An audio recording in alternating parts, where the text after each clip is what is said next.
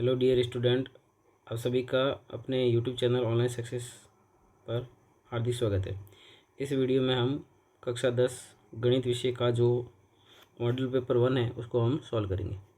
ये आपके आने वाले एग्ज़ाम के लिए काफ़ी फ़ायदेमंद रहेगा। आप इस वीडियो को पूरा ज़रूर देखें। ये पूरा जो मॉडल पेपर है ये बोर्ड परीक्षा पर आधारित है। बोर्ड परीक्षा में कैसा पेपर आएगा उसके हिसाब से पेपर बनाया गया है। चलिए शुरू करते हैं। पहला प्रश्न है, अब पहले प्रश्न में जो है 18 प्रश्न पूछे जाएंगे जो सभी बहुविकल्पात्मक होंगे, जिसमें आपको अभ्यसद में से एक ऑप्शन का सेलेक्ट करना है। पहला प्रश्न है, 225 के अभाज्य गुणनखंडों को निम्न प्रकार से लिखा जा सकता है। 225 के अभाज्य गुणनखंडों को किस प्रकार से लिखा जा सकता है वो हमें बताना है। तो सबसे पहले हम इसके क्या करेंगे, अभाज्य गुणनखंड 225, इसमें हम 2 का भाग नहीं जाता, 3 का भाग देंगे। 3 का भाग जाएगा 7 बार, फिर जाएगा 5 बार, फिर 3 का भाग हो जाएगा, 3 का भाग जाएगा इसमें 25 बार, फिर 25 में जाएगा 5 का 5 बार और 5 का 1 बार। तो यहाँ पे हम देख रहे हैं कि 3 जो है वो 2 बार, तो 3 की घात 2 हो जाएगा और 5 की घात 2 हो जाएगा। तो ऐसा ऑप्शन जो है वो है ऑप्शन इसका सही उत्तर है। अगला प्रश्न लेते हैं, प्रश्न संख्या दूसरा। बहुपद पी एक्स बराबर 3 माइनस एक्स और एक्स माइनस 4 की घात है। घात क्या होती है, जो चर की अधिकतम घात होती है। तो यहाँ पे अगर गुणा करेंगे तो एक्स गुणा एक्स कितना होगा, एक्स स्क्वायर। तो यहाँ पे चर की अधिकतम घात कितनी आ रही है, 2 आ रही है, इसलिए इसका उत्तर जो है वो है ऑप्शन। तीसरा प्रश्न है, समीकरण y माइनस 3/7 माइनस एक्स बटा 2 बराबर 1 में y बराबर 10 हो तो x का मान बताइए। तो इसमें y की जगह 10 रख देते हैं। 10 माइनस 3 बटे में 7 माइनस का x बटा 2 बराबर में 1। तो 10 में से 3 के साथ 7/7 हो जाएगा 1, माइनस एक्स बटा 2 बराबर में 1। अब 1 से 1 तो कट गया, तो माइनस एक्स बटा 2 बराबर क्या है, 0।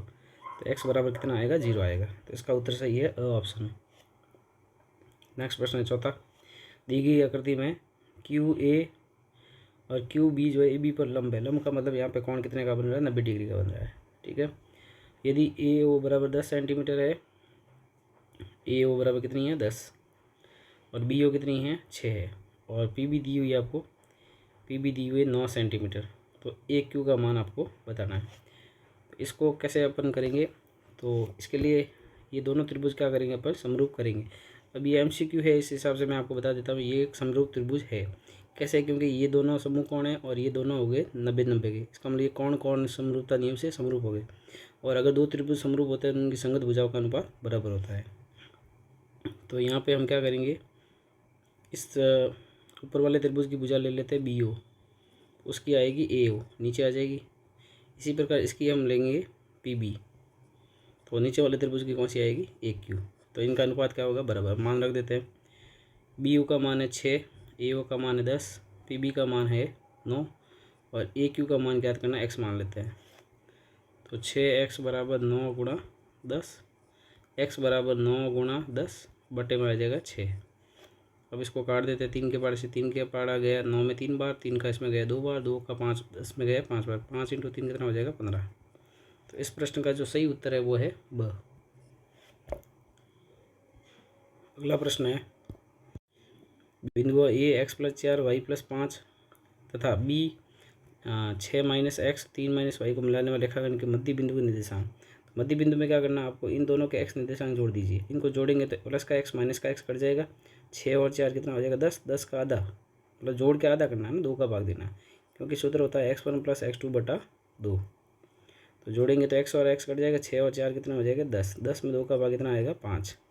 तो ऐसा ऑप्शन कौन सा है, ब है। और वाई वाले जोड़ेंगे तो 5 और 3 8 आएगा, 8 में 2 का भाग कितनी बार जाएगा, 4 बार। तो इसका सही उत्तर हो गया ब। अगला प्रश्न है, साइन ए बराबर 1/2 है तो 2 साइन ए कॉस ए का मान कितना होगा। तो आपको पता होगा साइन जो 30 डिग्री है उसका मान कितना होता है, 1/2 होता है। अब इससे तुलना करेंगे तो ए बराबर कितना आ रहा है, 30 डिग्री आ रहा है। ठीक है, तो ए 30 आ रहा है, इसमें 30 रख देते हैं, 2 साइन 30 और कॉस 30। अब इनके मान याद होना चाहिए, 2 का 2 साइन 30 का मान 1/2 होता है, और कॉस 30 का मान होता है √3/2। 2 से 2 कट जाएगा, आंसर आ जाएगा √3/2। तो इसका सही उत्तर है ब ऑप्शन। आगे बढ़ते हैं। प्रश्न संख्या 7 है, 10 मीटर ऊंचे एक वृक्ष की छाया, ये 10 मीटर ऊंचा एक वृक्ष है और इसकी छाया ये बन रही है नीचे क्षैतिज की ओर, ये है 10√3 मीटर। तो सूर्य का 49 कोण ज्ञात करना, तो ये कोण आपको ज्ञात करना है, ये वाला थीटा कोण है ना, इसमें अपन लगाएंगे टेन थीटा। टेन थीटा होता है लंब बटा आधार, तो लंब है 10 और आधार हो जाएगा 10√3।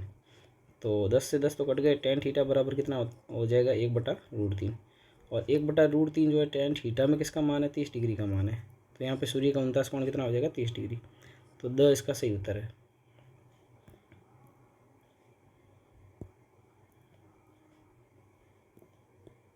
अगला प्रश्न देखते हैं। प्रश्न संख्या 8, एक वृत्त की कितनी स्पर्शरेखाएं हो सकती है, तो एक वृत्त की अनंत स्पर्शरेखाएं हो सकती है, ब इसका सही उत्तर है। नंबर सवाल है, वृत्त के चतुर्थांश का परिमाप क्या होगा यदि वृत्त की त्रिज्या r है। ये अच्छा क्वेश्चन है। देखो वृत्त का चतुर्थांश जो होता है वो इस प्रकार का होता है, इसमें इस प्रकार की जो आकृति होती है वृत्त का चतुर्थांश होता है। तो ये r होती है और ये भी क्या होती है r, क्योंकि इसको अपन बनाएंगे तो ये पूरा वृत्त हो जाएगा ऐसे, ठीक है। और ये यहाँ पे क्या है, चाप है, तो चाप की लंबाई और प्लस 2r हो जाएगा। तो 2r प्लस चाप की लंबाई का सूत्र होता है पाई r थीटा बटा 180, ठीक है। तो अब इसमें से कौन सा ऑप्शन है वो अपन देख लेते हैं। चाप की लंबाई का यही फॉर्मूला होता है पाई r थीटा बटा 180, और थीटा का मान कितना होता है बताइए आपको, थीटा का मान होता है 90। तो 90 इसमें रख देते हैं, 2r plus pi r theta का मान कितना रखेंगे 90 बटे में 180। अब 180 से 90 कट गया कितनी बार, 90 और 180 कट गए 2 बार, तो यहाँ हो गया 2r प्लस पाई r बटे में 2। अब ये इसका उत्तर सही है, इसको लसब लेके हल करेंगे, लसब कितना आएगा 2, और 2 का यहाँ गुणा हो जाएगा 4r प्लस हो जाएगा पाई r, और ऐसा ऑप्शन कौन सा है वो है द ऑप्शन। तो ये अच्छा क्वेश्चन है, इम्पोर्टेंट है, तो ये चीज़ आपको ध्यान रखनी है। नेक्स्ट क्वेश्चन देखते हैं अपन। प्रश्न संख्या 10, एक वृत्त की त्रिज्या 3.5 सेंटीमीटर, वृत्त की परिधि ज्ञात कीजिए। तो r बराबर दिया हुआ है 3.5 सेंटीमीटर, 3.5 का मतलब है 7/2 सेंटीमीटर है ये। वृत्त की परिधि का सूत्र होता है 2πr, और 2 पाई का मान 22/7 गुणा r का मान 7/2। MCQ है तो आपको कम से कम लिखना है ना, 7 से 7 गया, 2 से 2 गया, आंसर कितना आ गया 22। ऐसे फटाफट कैलकुलेशन करनी है, MCQ में ज़्यादा पूरा फेयरली लिखने की जरूरत नहीं है। अगला प्रश्न है, एक घन का संपूर्ण पृष्ठीय क्षेत्रफल 486 वर्ग सेंटीमीटर है। तो घन के संपूर्ण पृष्ठीय क्षेत्रफल का सूत्र होता है 6a² बराबर में कितना 486, 6 जाएगा भाग में, तो 6 का भाग लगा देते हैं, 6 का भाग जाएगा पहले 8 बार फिर 1 बार, और यहाँ पे आएगा 81 का वर्गमूल, तो a बराबर कितना आ गया 9। तो घन की भुजा आ गई 9 सेंटीमीटर, द इसका सही उत्तर है। एक पासे को एक बार फेंका जाता है, एक पासे को एक बार फेंकते कुल 6 परिणाम आते हैं, 1 2 3 4 5 और 6। उसमें से अभाज्य संख्या बतानी, तो अभाज्य संख्या इसमें कौन कौन सी, 2 3 और 5। तो अभाज्य संख्या कितनी हो गई 3, अनुकूल परिणाम 3 हो गया, कुल परिणाम है 6, 3/6 मतलब 1/2। तो इसका सही आंसर है अ ऑप्शन। अगला 13वां प्रश्न, दो संख्याओं का गुणनफल 1080 है, उनका महत्तम समार्थक मतलब HCF बराबर कितना है 30 है, और उनका लघुत्तम समार्थी ज्ञात कीजिए। तो एक सूत्र होता है दो संख्याओं का गुणनफल बराबर उनका HCF इंटू LCM। तो दो संख्याओं का गुणनफल दिया हुआ 1080 बराबर में उनका HCF और LCM का गुणनफल। तो LCM गुणा HCF कितना है 30 है, 30 यहाँ से आ जाएगा भाग में, 1080 में किसका भाग देंगे 30 का, बराबर में क्या बचेगा LCM, 0 से 0 कट गया, 3 का भाग इसमें जाएगा 36 बार, तो आंसर आ गया 36, स इसका सही आंसर है।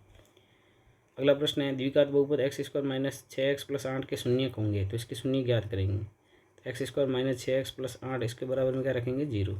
अब ऐसे टुकड़े करने 8 के कि जोड़ने पे 6 आ जाए, इसके टुकड़े हो जाएंगे 4 और 2, तो माइनस का 4x माइनस का 2x प्लस का 8 बराबर में 0। अब आगे वाले दोनों पदों में से x कॉमन आ रहा है, तो x माइनस 4, पीछे वाले दोनों पदों में -2 कॉमन आ रहा है, पीछे बचा x माइनस 4 बराबर में 0। अब दोनों में कॉमन है x माइनस 4 और पीछे बचा x माइनस 2 बराबर में 0। इसको 0 के बराबर रखेंगे तो x बराबर 4 आएगा, इसको 0 के बराबर रखेंगे तो x बराबर 2 आएगा।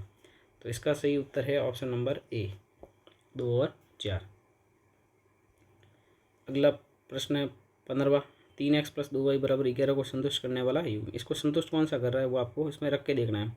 सबसे पहले अपन 1 और 4 रखते हैं, मतलब ये x का मान रखना है और ये y का मान रखना है। तो 3 गुणा 1 प्लस 2 गुणा 4, 3 गुणा 1 3 हो गया, 4 इंटू 2 या 2 इंटू 4 कितना हो गया 8, बराबर में कितना आ रहा है 11, और यहाँ पर भी कितना 11 है। तो इस प्रश्न का सही उत्तर है अ ऑप्शन।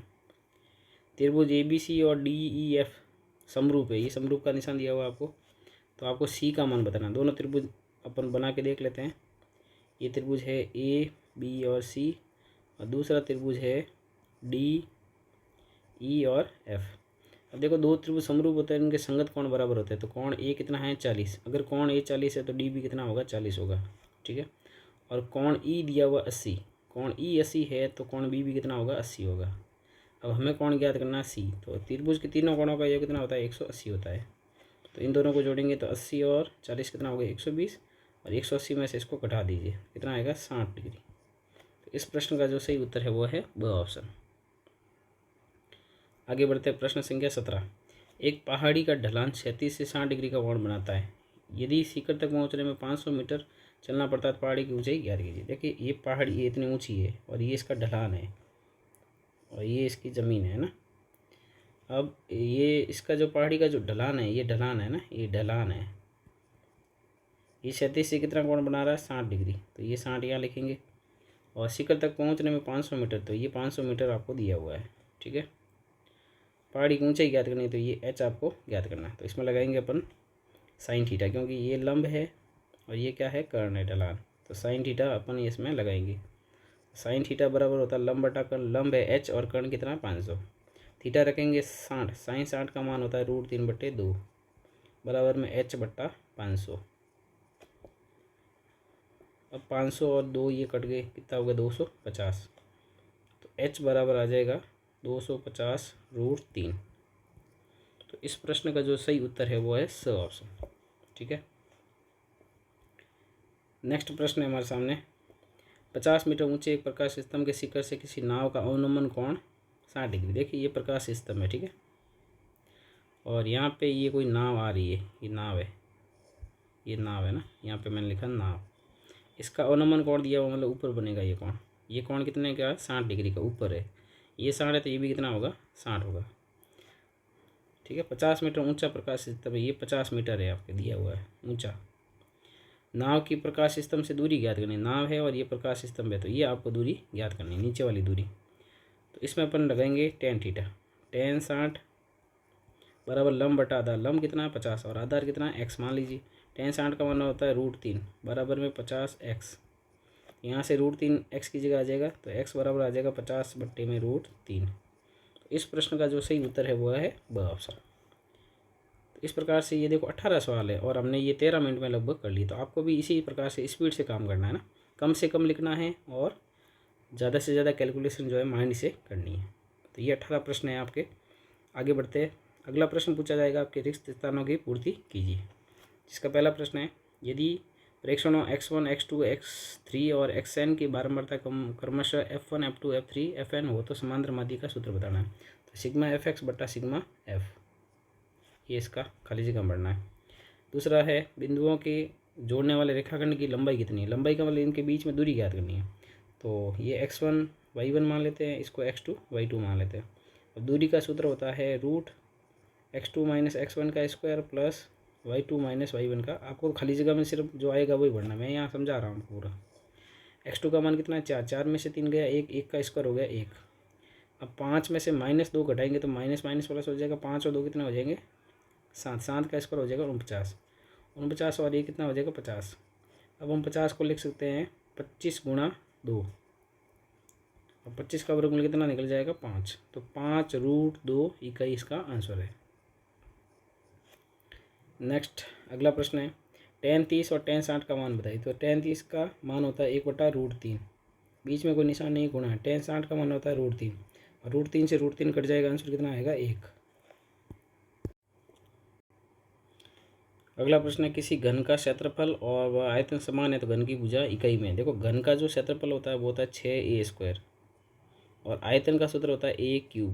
ये दोनों क्या समान है तो बराबर रख दिया। अब a² से a² तो कट जाएगा, तो 6 बराबर क्या आ गया a। तो यहाँ पे घन की भुजा है 6 इकाई। अगला प्रश्न है 5, 7, 9 एक्स का समांतर माध्य 9 हो तो एक्स का मान बताइए। समांतर माध्य का मतलब है इन सब का योग और उसमें उसी का जितनी संख्या उसका भाग देना, आंकड़ों का योग बटा आंकड़ों की संख्या।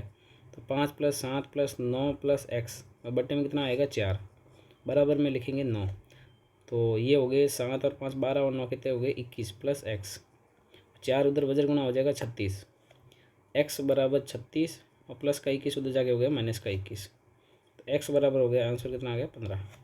यहाँ पे खाली जगह में आपको लिखना है 15। अगला प्रश्न है समांतर श्रेणी का 7वां पद क्या थी। देखो 7वां पद का मतलब है इसको लिखेंगे a + 6d, ठीक है। अब a होता है प्रथम पद, तो प्रथम पद कितना है 10 + 6 गुणा d का मान होता है दूसरे पद में से पहला पद घटाना है, d बराबर हो जाएगा 8 में से 10 गए, 8 में से 10 गए कितना आएगा -2। 10 + - 6 और दूनी 12, 10 में से 12 गए -2, तो यहाँ पे खाली जगह में लिखना -2। तो ये थे 6 प्रश्न जो खाली जगह में आते हैं। तो 18 और 6 कितने हो गए 24। ये जो सवाल है वो छोटे छोटे आते हैं। नेक्स्ट प्रश्न है हमारे सामने, इनको आपको पूरा हल करके लिखना पड़ेगा। 1 नंबर के प्रश्न फिर भी आपको लिखना तो पड़ेगा। चलिए पहला प्रश्न लेते हैं, उस त्रिज्यखंड का क्षेत्रफल ज्ञात कीजिए जिसके चाप की लंबाई 10 सेंटीमीटर है और त्रिज्या 6 सेंटीमीटर। देखो चाप की लंबाई आपको दी हुई है, तो यहाँ हम लिखेंगे चाप की लंबाई। चाप की लंबाई को किससे लिखते हैं एल से, वो आपको दी हुई है 10 सेंटीमीटर। और त्रिज्या हमें दी हुई है, त्रिज्या को किससे लिखते हैं आर से, वो दी हुई है हमें 6 सेंटीमीटर। अब हमें ज्ञात करना त्रिज्यखंड का क्षेत्रफल, त्रिज्यखंड का क्षेत्रफल। त्रिज्यखंड के क्षेत्रफल को किससे लिखते हैं ए से। अब इसका एक सूत्र होता है 1/2 L गुणा आर, L गुणा आर। इसमें मान रख दीजिए 1/2 का 1/2, L का मान है 10 और आर का मान कितना है 6। अब 2 के पार से काटेंगे तो 2 का इसमें 1 बार, इसमें 5 बार, और 5 × 6 कितना हो जाएगा 30, और क्षेत्रफल है तो क्या लगेगा सेंटीमीटर स्क्वायर। इस प्रकार से 1 नंबर का सवाल है। अगला प्रश्न पी बराबर दिया हुआ है, पी ई नहीं की प्रायिकता ज्ञात करनी है। तो यहाँ हम लिखेंगे ई नहीं की प्रायिकता, ई नहीं की प्रायिकता। और ई नहीं की प्रायिकता को किससे दर्शाते हैं, पी ई बार से या पी ई डैश से। इसका सूत्र होता है 1 - पी ई, तो 1 - 0.05, और ये घटाएंगे तो आएगा 0.95। एकदम आसान प्रश्न है। प्रश्न संख्या 3 है, यदि एक अर्धगोले का संपूर्ण पृष्ठीय क्षेत्रफल 48 पाई वर्ग सेंटीमीटर है तो इसकी त्रिज्या की लंबाई बतानी है। तो यहाँ पे हम सूत्र लगाएंगे अर्धगोले का संपूर्ण पृष्ठीय क्षेत्रफल, अर्धगोले का संपूर्ण पृष्ठीय क्षेत्रफल जो कि हमें दिया गया है 48 पाई सेंटीमीटर स्क्वायर। और अर्धगोले के संपूर्ण पृष्ठीय क्षेत्रफल का सूत्र होता है 3 पाई आर स्क्वायर बराबर में 48 पाई। अब दोनों तरफ पाई से पाई कट गया, 3 आर स्क्वायर बराबर कितना आ गया 48। अब 3 जाएगा भाग में, 3 का भाग 48 में जाएगा 16 बार, तो आर बराबर स्क्वायर जाएगा उधर बनेगा स्क्वायर रूट, वर्गमूल का निशान बन जाएगा। तो आर बराबर कितना आ जाएगा 16 का वर्गमूल कितना हो जाता है 4। तो अतः त्रिज्या आ गई अपने कितनी 4 सेंटीमीटर। तो आपको स्पीड से काम करना है ना, छोटे से क्वेश्चन है तो टाइम ज़्यादा लगता है इसमें। अगला प्रश्न है, एक बेलन और एक शंकु की आधार और ऊंचाई क्या समान है। दोनों का आधार और ऊंचाई समान है, तो दोनों की ऊंचाई और आधार मान लेते हैं। माना आधार, आधार मतलब त्रिज्या, दोनों की त्रिज्या क्या मान लेते हैं आर है, दोनों की त्रिज्या है आर, और दोनों की ऊंचाई मान लेते हैं वो है एच। अब इनके आयतनों का क्या निकालना, अनुपात निकालना है, आयतनों का अनुपात। तो बेलन के आयतन का सूत्र होता है पाई आर स्क्वायर एच, अनुपात का निशान 1/3, शंकु का आयतन होता है 1/3 पाई आर स्क्वायर एच। अब पाई आर स्क्वायर एच से पाई आर स्क्वायर एच तो कट गया, तो 1:1/3। अब अनुपात बट्टे में नहीं रखते तो 3 को सबसे पूरे को 3 से गुणा कर देते हैं, आंसर आ जाएगा 3:1। ये इसका फाइनल आंसर है। अगला प्रश्न है, इनका माध्य ज्ञात करना है। एक ही लाइन में संख्या लिखी हुई है तो माध्य कैसे ज्ञात करेंगे। इसका सूत्र होता है माध्य बराबर प्रेक्षणों का योग बटा प्रेक्षणों की संख्या, प्रेक्षणों का योग बट्टे प्रेक्षणों की संख्या। परीक्षणों का योग मतलब इन सबको जोड़ना है। 6 + 11 + 21 + 23 + 14 + 5 भाग देना जितनी ये संख्या 1 2 3 4 5 6 संख्या है ना, तो इन सब का योग कर देते हैं। देखो कैसे करेंगे। 20 20 40 10 50 और 10 60 60 तो ये हो गए। 5 4 9 9 3 12 12 1 13 13 1 14 14 और 6 कितने हो गए 20, ये हो गए 80। वापस जोड़ के देख लेते हैं। 20 और 20 40 40 और 10 50 50 और 10 60 60 ये हो गए। 5 4 9 9 3 12 12 1 13 1 14 14 6 20, ठीक है 80 हो गए। 80 में किसका भाग देना है 6 का, तो इसको अपन 80 में 6 का भाग लगा देते हैं। तो 6 एकम 6, पीछे बचा 2 0, 6 3 18, तो 13 पॉइंट, पीछे बचा 2, ऐसे भाग लगता रहेगा। तो 6 3 18 13.33 इसका आंसर आता रहेगा। 13.33 इसका फाइनल आंसर है। अगला प्रश्न है, निम्न बंटन में पी का मान लिखिए। एक्स दिया हुआ है, एफ दिया हुआ और सी एफ दिया हुआ है। एफ में एक आपको पॉइंट छोड़ दिया पी का मान, तो देखिए इसमें एकदम बेसिक क्वेश्चन है ये। एक्स दिया हुआ है आपको, एफ भी दिया हुआ है, ठीक है, और सी एफ भी दिया हुआ है। एक्स है 10 15 20 25 और 30, और एफ दिया हुआ है 2 5 पी 3 और 2, सी एफ दिया हुआ है 2 7 10 13 और 15। देखिए सी एफ कैसे निकालते हैं आपको पता है। सी एफ निकालने के लिए देखो पहली संख्या एफ की सेम टू सेम लिखते हैं, फिर आगे से आगे जोड़ना। 2 में 5 जोड़ेंगे 7, अब 7 में कितना जोड़ेंगे ताकि 10 आ जाए, ठीक है। तो आपको क्या करना है, 7 + पी बराबर कितना लिखना है 10, तो पी बराबर आ जाएगा 10 - 7, पी बराबर कितना आ जाएगा 3। तो ये इस प्रश्न का क्या है आंसर है। फिर यहाँ पे 3 हो जाएगा। अब 10 में 3 जोड़ेंगे 13, 13 में 2 जोड़ेंगे तो 15। इस प्रकार से इसका आंसर आ जाएगा। अगला प्रश्न है, यदि एक पासा एक बार फेंका जाता है 2 से छोटी संख्या प्राप्त करने की प्रायिकता ज्ञात कीजिए। तो यहाँ पे आपको लिखना है एक पासे को फेंकने पर कुल परिणाम। एक पासे को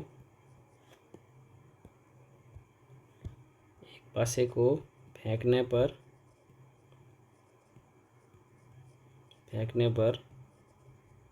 कुल परिणाम। एक पासे को फेंकने पर कुल परिणाम कितना आते हैं 6 आते हैं। कौन कौन से आते हैं वो ब्रैकेट में लिखना है, 1 2 3 4 5 एंड 6।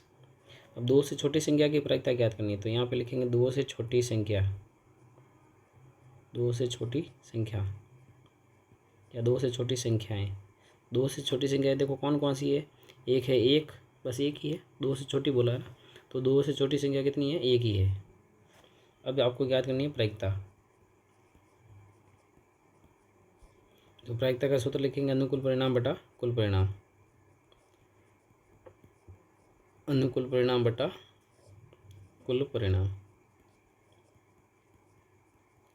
अब अनुकूल परिणाम कितना है, 1 है, और कुल परिणाम कितना है 6, तो 1/6 इसका आंसर हो जाएगा।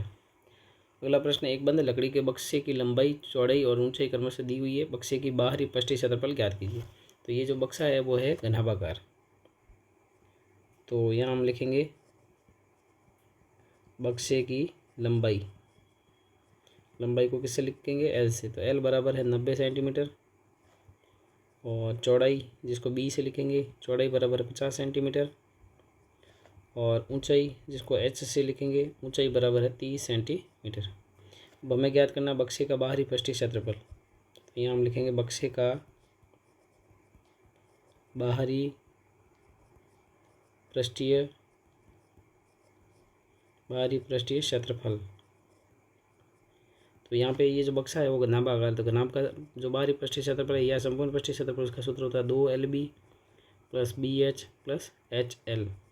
तो मान रख देते हैं 2 का 2, LB का मतलब L का B से गुणा करना है, तो 90 × 50 + 50 × 30 + 30 × 90। अब इनको हल कर देते हैं।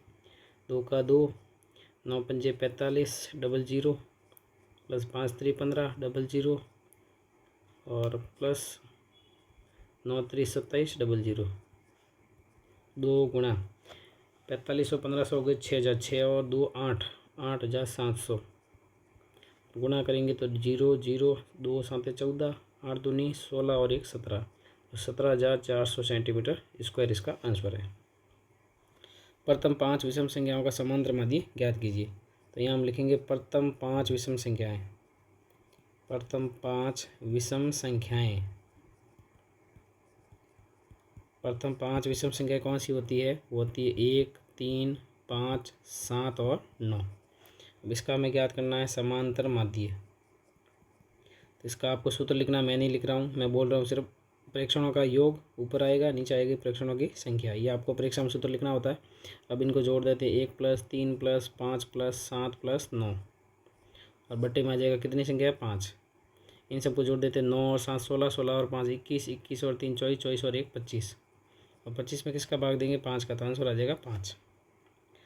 प्रश्न संख्या 10 है, अच्छी प्रकार से फेंटी गई 52 पत्तों की गड्डी में से एक पत्ता निकाला जाता है, इस पत्ते के दहला होने की प्रायिकता बताइए। तो पहले तो देखो ताश में कुल पत्ते कितने होते हैं वो आपको लिखना है। ताश में कुल पत्ते, ताश में कुल पत्ते होते हैं 52।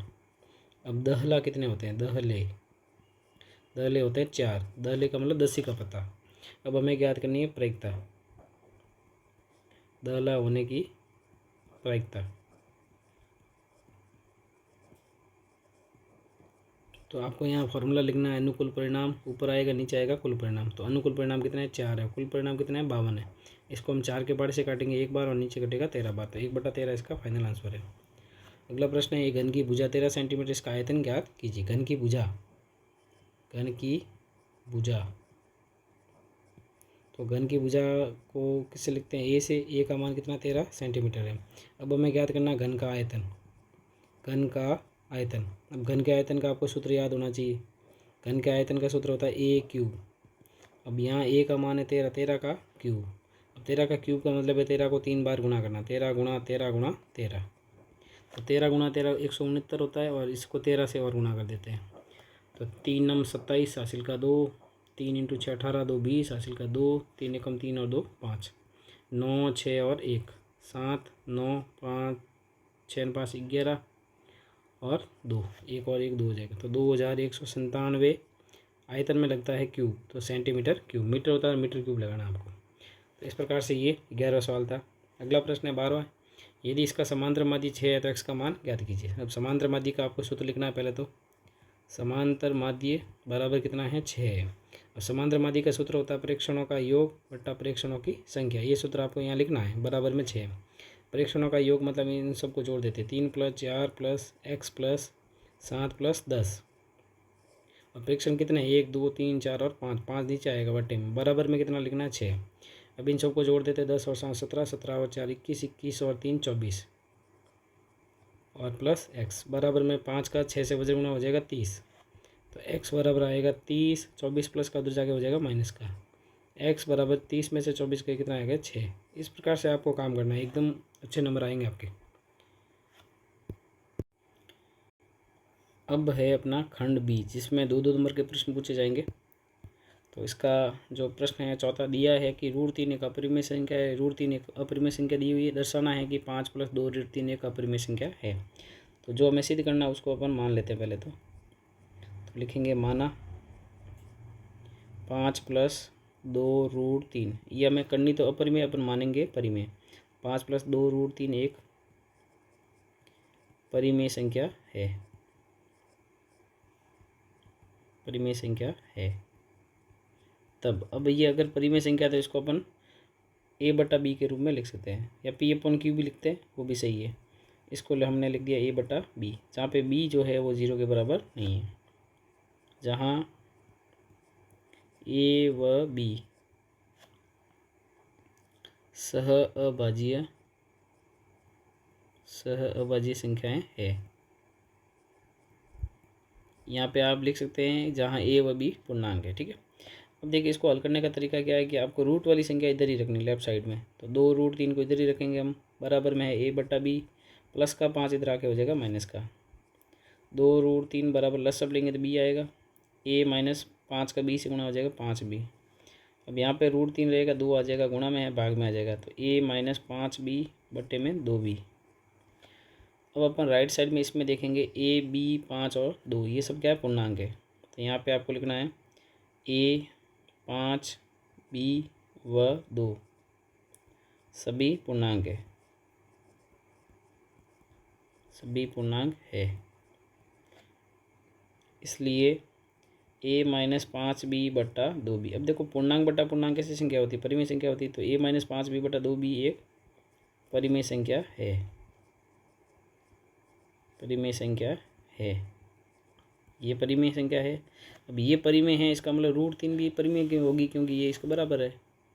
तब √3 भी एक परिमेय संख्या होगी, परिमेय संख्या होगी क्योंकि इसके बराबर है। परंतु हमें प्रश्न में दिया गया था √3 एक कैसी संख्या, अपरिमेय संख्या है, तब √3 भी एक परिमेय संख्या होगी। परंतु यह इस बात का विरोध करता है कि किस बात का विरोध कर रहा है, इस बात का विरोध करता है कि √3 एक अपरिमेय संख्या है, होती है अपरिमेय है, पर हमारे कैसी आ रही, परिमेय आ रही। √3 एक अपरिमेय संख्या है, तो इस बात का यहाँ पे क्या हो रहा है, विरोधाभास हो रहा है। तब अतः या इस प्रकार हमारी परिकल्पना, हमने जो माना था वो गलत माना था, हमारी परिकल्पना गलत है। ठीक है, तो अतः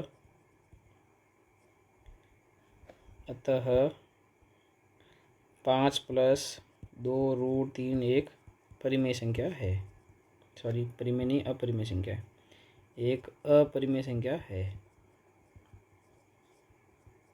इस प्रकार से आपके ये 2 नंबर में प्रश्न आता है, तो आपको इस प्रकार से लैंग्वेज लिखनी है। ठीक है, आगे बढ़ते हैं।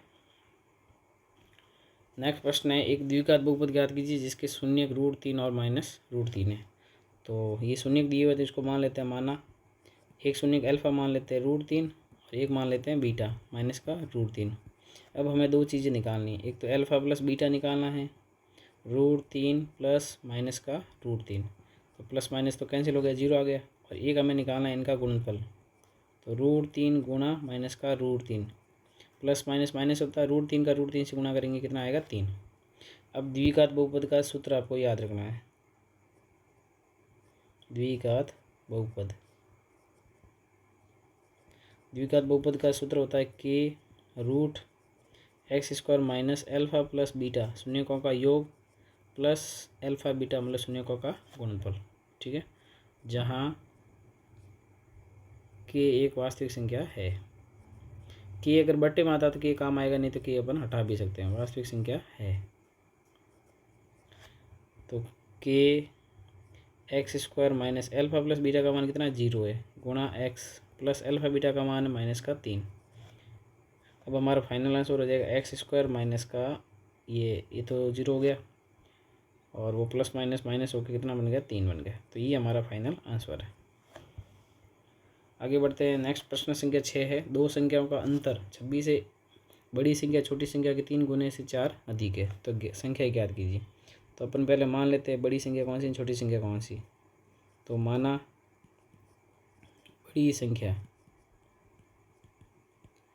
बड़ी संख्या अपन मान लेते हैं x, और छोटी संख्या हम मान लेते हैं y। ठीक है, अब हम प्रश्नानुसार 2 समीकरण बना लेते हैं। प्रश्नानुसार पहला लिखा हुआ दो संख्याओं का अंतर, तो x माइनस वाई बराबर में कितना है 26, ये समीकरण 1 मान लेते हैं। तथा दूसरी लाइन पढ़ते हैं, बड़ी संख्या जो है, बड़ी संख्या मतलब x छोटी संख्या के 3 गुने से, छोटी संख्या कौन सी y, उसका 3 गुना करना मतलब 3y, उस गुने से 4 अधिक है तो 4 इसमें जोड़ना है, बराबर का निशान। ये समीकरण अपन मान लेते हैं दूसरा। अब समीकरण 2 से समीकरण 1 में मान रख देते हैं, प्रतिस्थापन विधि लगा रहा हूँ मैं। तो समीकरण 2 से x का मान समीकरण 1 में रखने पर तो 2 का मान समीकरण 1 में रखेंगे तो x माइनस वाई, एक्स की जगह आ जाएगा 3y प्लस 4, ये x की जगह आया और माइनस का y है ये बराबर में 26। 3y में से y गया कितना आया 2y बराबर में 26, प्लस का 4 उधर भेज दिया माइनस का 4 हो गया। 2y बराबर 26 में से 4 का कितना आ गया 22, तो y बराबर 2 का भाग लगाएंगे 22 में कितना आएगा 11, तो y का मान आ गया 11। अब ये y का मान अपन कहाँ रखेंगे समीकरण 2 में, समीकरण 2 से।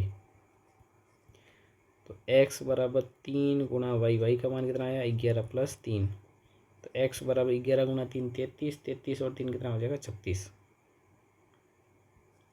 तो ये इस प्रश्न का आंसर हो जाएगा। अतः दो संख्या कौन सी है 36 और 11 है। प्रथम 100 धन पूर्णांकों का योगफल ज्ञात करना, ये समांतर श्रेणी का प्रश्न है। तो यहाँ हम लिखेंगे प्रथम 200, सॉरी मैंने अभी 100 बोल दिया होगा गलती से, प्रथम 200 धन पूर्णांक, प्रथम 200 धनात्मक धन पूर्णांक। तो वो शुरू कहाँ से होंगे 1 से 1 2 3 इस प्रकार से कहाँ तक जाएंगे ये 200 तक जाएंगे। ठीक है, तो यहाँ पे अपन लिखेंगे a बराबर, a मतलब होता है प्रथम पद, d बराबर कितना हो जाएगा 2 माइनस 1 बराबर में 1, और an है ना लास्ट वाला पद, ये an बराबर कितना है 200 है। n कितना है पदों की संख्या कितनी 200, 1 से शुरू हो रहा है इसलिए n का मान भी 200 है। ठीक है, अब हमें क्या करना है योगफल। तो योगफल का सूत्र होता है SN से दर्शाते हैं इसको, सूत्र होता है n/2 a प्लस an। तो मान रख देते हैं s, n का मान कितना है 200 बराबर में 200 बट्टा 2, a का मान 1 प्लस an का मान है 200। अब 200 में 2 का भाग लगेंगे 100 बार, 200 और कितना हो गया 201। अब 201 का आपको गुणा करना है 100 से, तो पीछे 2 जीरो लगा लो, 201 और डबल जीरो, तो ये आ गया S 200 धन पूर्णांकों का योगफल। नेक्स्ट प्रश्न है संलग्न चित्र में BC जो है, ये BC जो है वो PQ के क्या है समांतर है। यदि AP बराबर 4 सेंटीमीटर है, AQ बराबर 5 सेंटीमीटर है, QC बराबर 2.5 सेंटीमीटर, तो PB का मान ज्ञात कीजिए। तो इसमें लगेगा थेल्स प्रमेय। तो यहाँ हम लिखेंगे त्रिभुज ABC में BC जो है किसके समांतर है PQ के। अगर ये इसके समांतर है तो इनकी संगत भुजाओं का अनुपात क्या होगा बराबर। तो यहाँ हम लिखेंगे AQ बट्टा QC बराबर में AP बटा PB, इनकी संगत भुजाओं का अनुपात क्या होगा बराबर होगा। और ये हमने कहाँ से लिखा, ये हमने लिखा थेल्स प्रमेय से, थेल्स प्रमेय से। अब AQ का मान रख देते हैं 5, QC का मान रख देते हैं 2.5, AP का मान 4 और PB का मान हमें ज्ञात करना है। वज्र गुणा कर देते हैं 5 गुणा PB, तो 5 PB बराबर 2.5 गुणा 4,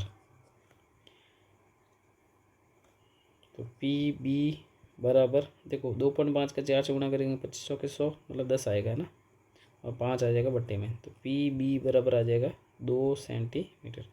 ये इसका फाइनल आंसर है। आगे बढ़ते हैं। एक्स एक्स पर वो बिंदु ज्ञात कीजिए जिसकी इन दोनों बिंदुओं से दूरी समान दूरी पर स्थित है ना। तो वो बिंदु मान लेते हैं, एक्स एक्स पर कोई बिंदु मानना है ना, वो होता है x,0। तो माना एक्स एक्स पर वह बिंदु, एक्स एक्स पर वो बिंदु मान लेते हैं अपन P जो कि है x,0। अब इसकी इन दोनों बिंदुओं से दूरी क्या समान है, तो इन दोनों बिंदुओं को मान लेते हैं, एक को मान लेते हैं A -2,3, एक को मान लेते हैं B -3,4, और ये P बिंदु है इन दोनों से समान दूरी पर x,0। अब दूरी का सूत्र लगेंगे, AP बराबर है BP के, ये दूरी का सूत्र है ना। और दूरी का सूत्र एक बार यहाँ लिख लेते हैं पास में, दूरी बराबर होता है √x2 - x1 का स्क्वायर प्लस y2 - y1 का स्क्वायर। अब एक बार AP दूरी ज्ञात करेंगे और एक बार हम ज्ञात करेंगे BP। ठीक है, अब AP के लिए मैं मान लेता हूँ ये x1 y1 है और ये x2 y2 है। सबसे पहले रूट लगेगा। अब x2 - x1, तो x में से -2 घटाना है तो माइनस माइनस प्लस हो जाएगा, x + 2 का स्क्वायर, और y2 - y1 तो 0 - 3 का स्क्वायर। ये हमने ज्ञात कर लिया AP। अब BP ज्ञात करते हैं, तो BP में P x2 y2 है, तो इसको अपन B को x1 y1 ले लेते हैं। एक्स माइनस माइनस 3 तो एक्स प्लस 3 का स्क्वायर हो जाएगा और 0 माइनस 4 का स्क्वायर हो जाएगा।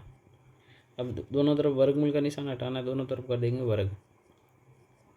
तो लिखेंगे दोनों पक्षों का वर्ग करने पर, वर्ग करेंगे तो वर्गमूल का निशान हट जाएगा। तो यहाँ बचेगा एक्स प्लस 2 का स्क्वायर प्लस माइनस 3 का स्क्वायर हो जाएगा 9 बराबर में एक्स प्लस 3 का स्क्वायर। अब माइनस 4 का स्क्वायर करेंगे 16। अब इनका वर्गमूल खोल देते हैं। एक्स प्लस 2 का स्क्वायर खोलेंगे सर्व समीकरण की सहायता, तो x square plus 4x plus 4 और प्लस 9 है ये। इसका स्क्वायर खोलेंगे तो एक्स स्क्वायर प्लस 3 दूनी 6x प्लस 3 का स्क्वायर 9 प्लस का 16।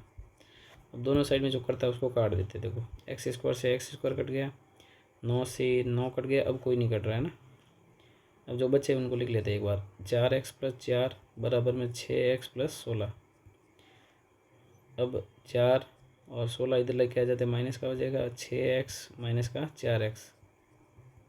अब 6x में से 4x गए कितना आएगा 2x और 6 में से 16 गए माइनस के 12, x बराबर आएगा माइनस का 6। तो लास्ट में लिखना आता है वह बिंदु जो कि हमने P माना था x, 0, तो माइनस 6, 0 इसका आंसर है। अगला प्रश्न लेते हैं, प्रश्न संख्या 10। यदि साइन a माइनस बी बराबर 1/2 है, कॉस a प्लस बी बराबर 1/2 है, तो a और b का मान ज्ञात कीजिए। आसान प्रश्न है ये। तो देखिए सबसे पहले जो दिया वो हम लिख लेते हैं। साइन a माइनस बी बराबर कितना 1/2। अब तुलना करनी है आपको। साइन a माइनस बी ऐसा कैसा रहेगा।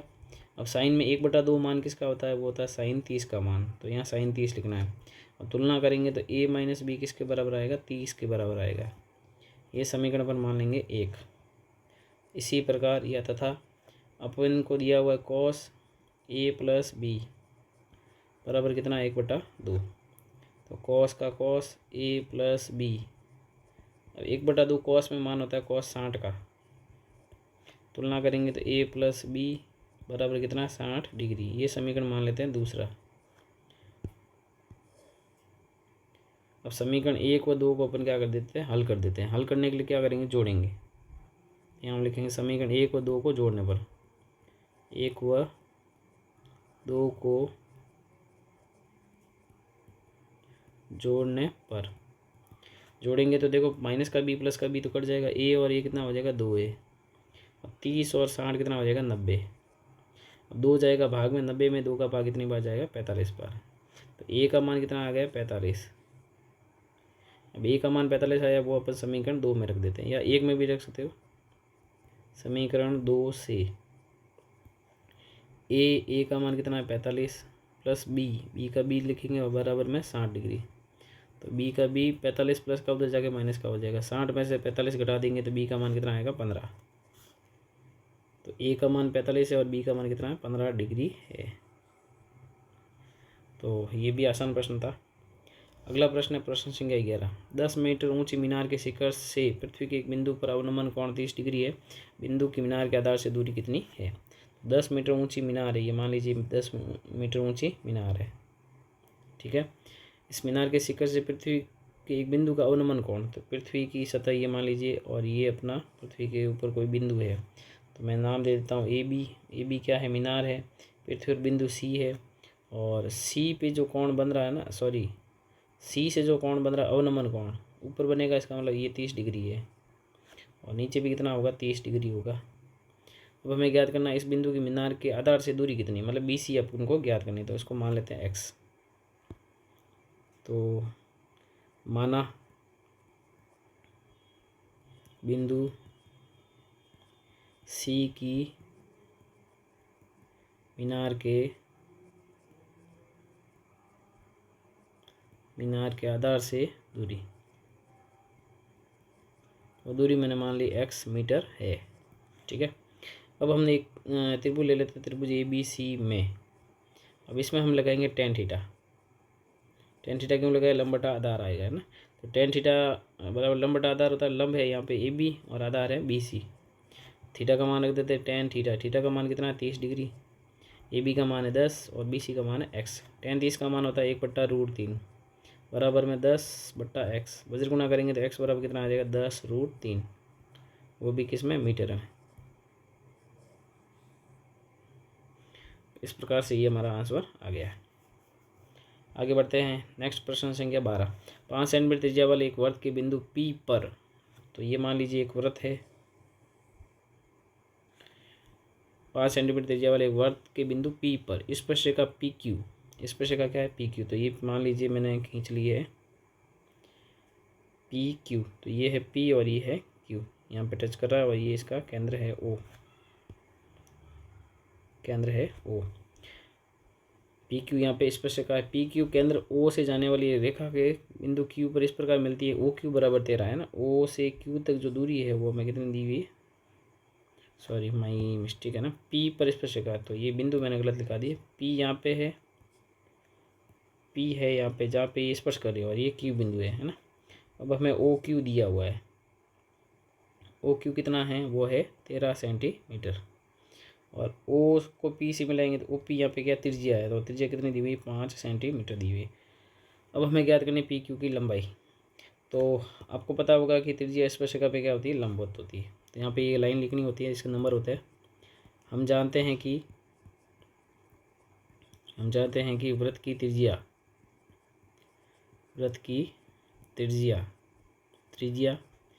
स्पर्शरेखा पे लंबवत होती है, स्पर्शरेखा पर लंबवत या लंब होती है। अब ये लंब है, इसका मतलब है कि जो OP है ना, वो लंब है किसके ऊपर, PQ के ऊपर। तो इसका मतलब कोण OPQ जो है वो कितने डिग्री का, 90 डिग्री का। और किसी त्रिभुज में अगर कोण 90 डिग्री का होता है वो समकोण त्रिभुज होता है। तो त्रिभुज OPQ में, ये समकोण त्रिभुज है, इसमें लगेगा पाइथागोरस प्रमेय। तो पाइथागोरस ने क्या बताया था कि जो OP का स्क्वायर है और PQ का स्क्वायर है, दो भुजाओं का वर्गों का योग उसकी सबसे बड़ी भुजा के वर्ग के बराबर होगा। तो OQ के स्क्वायर के बराबर आएगा। अब OP का मान कितना, 5 का स्क्वायर, PQ तो हमें ज्ञात करनी है, PQ का स्क्वायर, और OQ का मान कितना, 13 का स्क्वायर। PQ का स्क्वायर यहीं रहेगा, 13 का स्क्वायर होता है 169, 5 का स्क्वायर 25, उधर जाके हो जाएगा माइनस का 25। PQ का स्क्वायर बराबर में ये आएगा 144, और PQ बराबर स्क्वायर हटेगा तो किसका निशान आएगा, स्क्वायर रूट का, वर्गमूल का निशान। PQ बराबर 144 का वर्गमूल होता है 12, तो आंसर आ गया 12 सेंटीमीटर। नेक्स्ट प्रश्न 13। त्रिज्या 21 सेंटीमीटर वाले वृत्त का एक चाप केंद्र प्रति 60 डिग्री का कोण बना अंतरित करता है, तो संगत दीर्घ त्रिज्यखंड का क्षेत्रफल ज्ञात कीजिए। ध्यान रखना, दीर्घ त्रिज्यखंड का जो कोण है वो 180 डिग्री से ज़्यादा होता है, जबकि यहाँ कोण कितना दिया हुआ है, 60 डिग्री का दिया हुआ है। तो छोटी छोटी बातें आपको ध्यान रखनी है। सबसे पहले हमें दिया हुआ है त्रिज्या को हम किससे लिखते हैं, R से। R बराबर दिया हुआ 21 सेंटीमीटर। अब हम ज्ञात करेंगे पहले दीर्घ त्रिज्यखंड के लिए कोण कितना है। दीर्घ त्रिज्यखंड के लिए कोण, ये कोण दीर्घ त्रिज्यखंड का नहीं है, लघु त्रिज्यखंड का कोण है। दीर्घ त्रिज्यखंड का कोण ज्ञात करना है, जिसको थीटा से दर्शाएंगे। वो कैसे निकालेंगे, 360 में से ये घटा देंगे, 360 में से 60 गया, कितना आया, 300 डिग्री। अब हमें ज्ञात करना है दीर्घ त्रिज्यखंड का क्षेत्रफल। दीर्घ त्रिज्यखंड का क्षेत्रफल ज्ञात करना हमें। उसका सूत्र होता है पाई R स्क्वायर थीटा बटा 360। ये सूत्र आपको अच्छे से याद रखना है। अब इसमें मान रखते हैं, पाई का मान 22/7, R स्क्वायर, R का मान 21 गुणे 21, थीटा का मान 300 बटे में 360। अब देखो काटा पिटी करते हैं, 0 से 0 गया, 7 का इसमें एक बार, 7 का इसमें 3 बार, 6 के बार से काटते, 6 का 30 में गया 5 बार, 6 का इसमें गया 6 बार, और 3 का भाग इसमें एक बार, 3 का भाग 6 में 2 बार, 2 का भाग इसमें एक बार, 2 का भाग 22 में 11 बार। अब ऊपर कौन कौन सी संख्या बची, 11 गुणा 21 गुणा 5, 11 गुणा 21 पंजे होता है 105, गुणा कर देते हैं, 11 पंजे 55 और 11 एकम 11, तो 1155 सेंटीमीटर स्क्वायर इसका आंसर है। कितना आंसर आ जाएगा, 1155 सेंटीमीटर।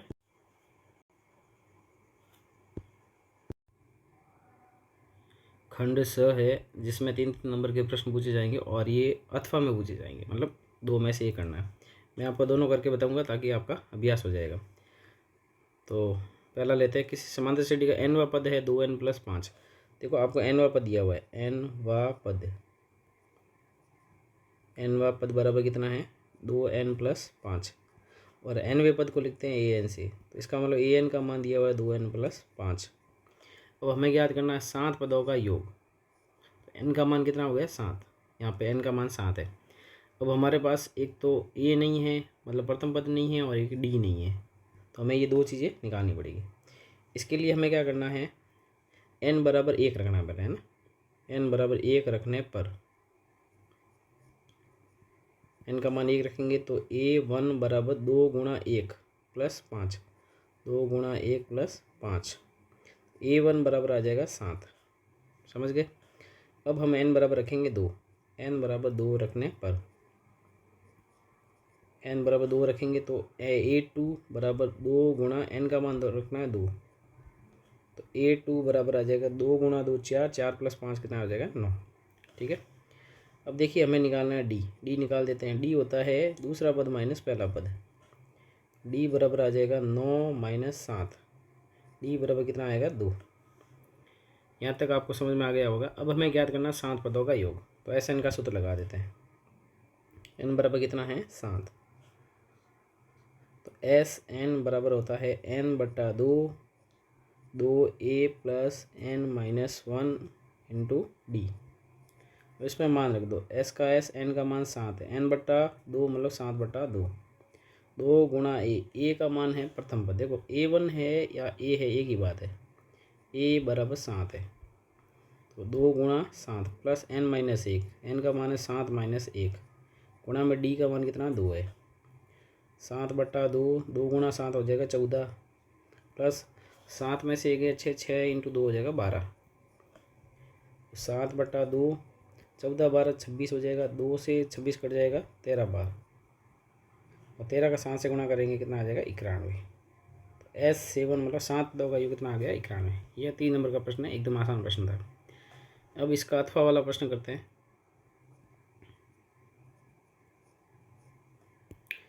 किसी एपी के प्रथम 12 पदों का योग दिया हुआ है। कितने पदों का योग दिया हुआ है 12 पदों का योग,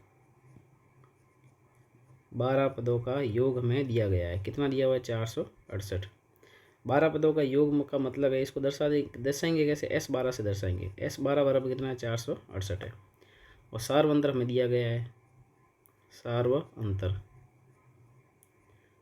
को किससे लिखते हैं d से। d बराबर कितना है 6, और हमें ज्ञात करना 10वां पद। अब 10वें पद के लिए हमारे पास a नहीं है, तो सबसे पहले जो दिया हुआ है उसका सूत्र लगाते हैं। तो Sn का सूत्र लगेंगे n/2 2a + n - 1 गुणा में d। n का मान कितना 12 है ना, यहाँ पे n का मान कितना है 12 है, क्योंकि 12 पदों का योग दिया हुआ है।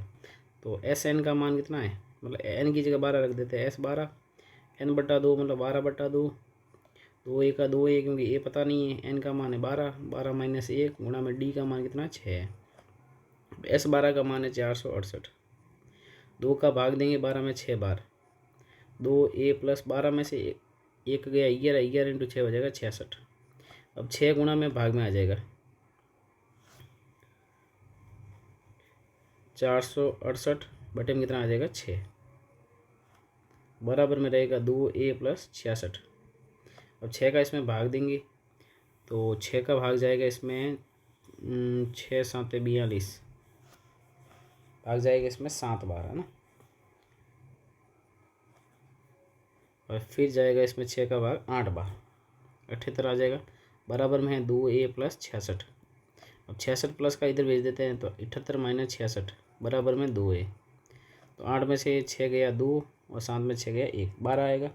12 बराबर कितना है 2a, a बराबर आ जाएगा 12, 2 आ जाएगा बटे में, a बराबर कितना आ गया 6, तो a का मान हमें मिल गया है 6। अब हमें ज्ञात करना था 10वां पद। कौन सा पद ज्ञात करना था 10वां पद। वां पद के लिए सूत्र लगेंगे an का, an बराबर होता है a + n - 1 गुणा d।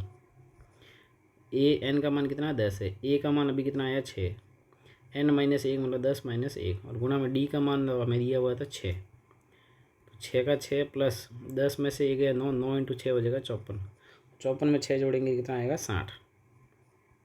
ये आ गया इसका 10वां पद। तो इस प्रकार से 3 नंबर का प्रश्न पूछा जाएगा। ये समांतर श्रेणी का प्रश्न है, तो इसकी भी आप अच्छे से देख लें इसको। अगला प्रश्न आपके प्रश्न संख्या 15वां पूछा जाएगा, जो 7वें चैप्टर से। ये भी 3 नंबर का प्रश्न अथवा में है। पहला प्रश्न लेते हैं, वह अनुपात ज्ञात कीजिए जबकि बिंदु -3 P बिंदुओं -5 -4 और -2 और 3 को अंतः विभाजित करता है। तो पहले मान लेते हैं, माना बिंदु P, कैपिटल P मान रहा हूँ मैं इसको, -3, P, ठीक है।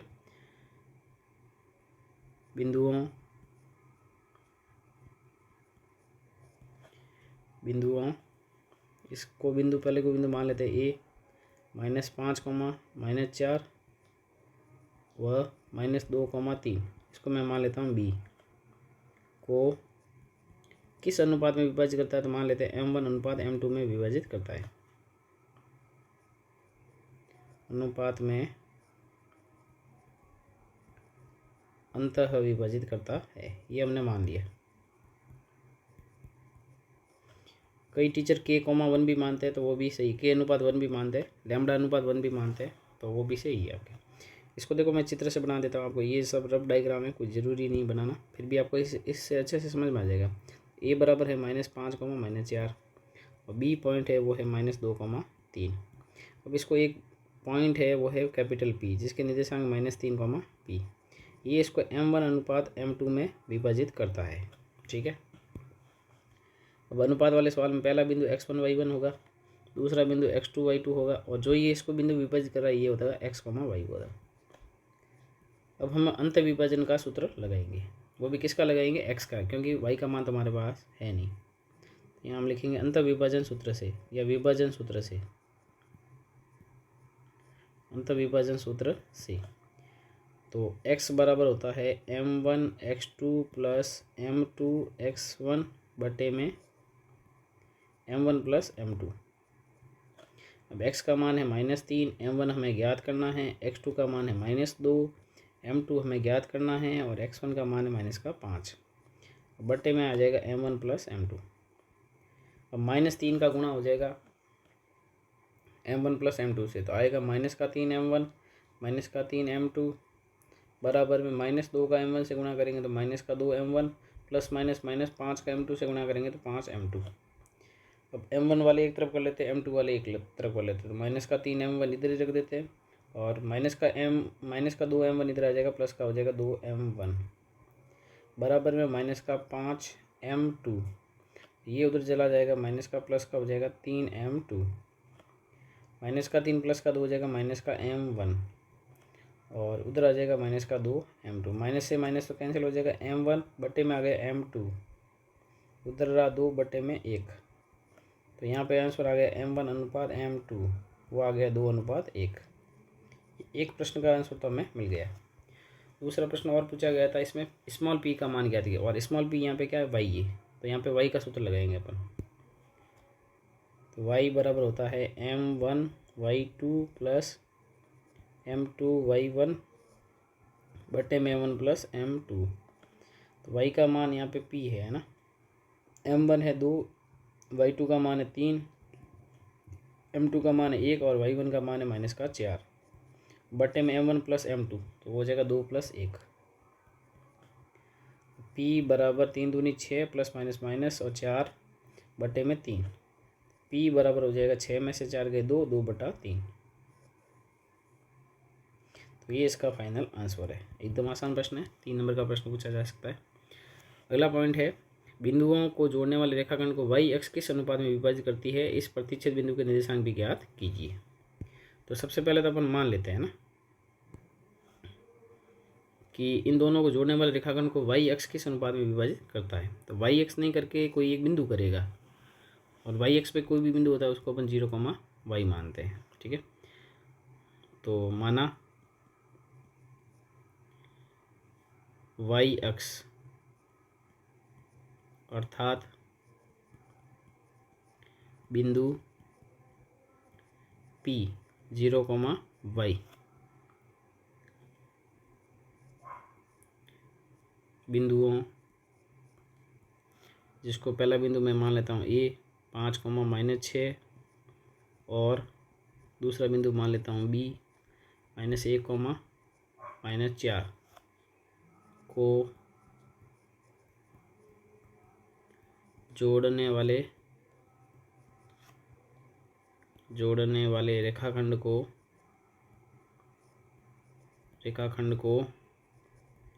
m1/m2 में विभाजित करता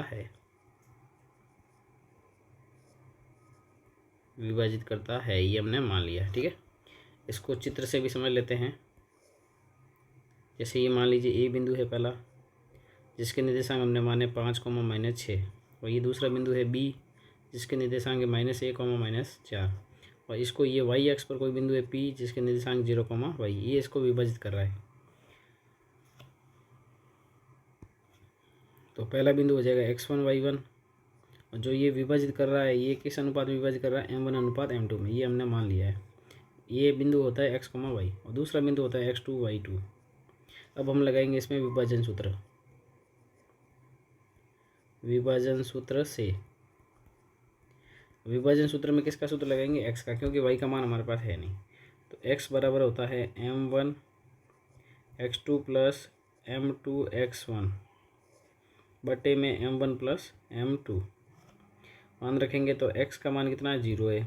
m1 ज्ञात करना है और x2 का मान -1 है, प्लस m2 ज्ञात करना है और x1 का मान है 5 बटे में m1 + m2। अब m1 और m2 का 0 से गुना हो जाएगा, 0 आ जाएगा, माइनस का m1 और प्लस का 5 m2, माइनस का m1 इधर आके हो जाएगा प्लस का m1, बराबर में बचेगा 5 m2। m1 के नीचे आ जाएगा m2 और बराबर में 5 के नीचे कुछ नहीं, ये लिख सकते हैं। तो अनुपात आ जाएगा m1/m2 बराबर में 5:1। ये एक इस प्रश्न का आंसर आ गया है। अब हमें ज्ञात करना है इस प्रतिच्छेद बिंदु के निर्देशांक भी ज्ञात करना, मतलब कैपिटल P जो माना है ना उसके निर्देशांक निकालना है। तो इसके लिए हमें y का मान निकालना पड़ेगा। तो हम y का फॉर्मूला लगाते हैं। तो y बराबर होता है m1y2 + m2y1 बटे में m1 + m2। y बराबर m1 का मान हमारे पास में है 5, y2 का मान है -4 प्लस m2 का मान है 1 और y1 का मान है -6 बट्टे में m1 + m2 मतलब 5 + 1। y बराबर 5 का -4 से गुना करेंगे -20 प्लस माइनस और 6 और 5 वाली कितना हो जाएगा 6। तो y बराबर -26 बटे में 6।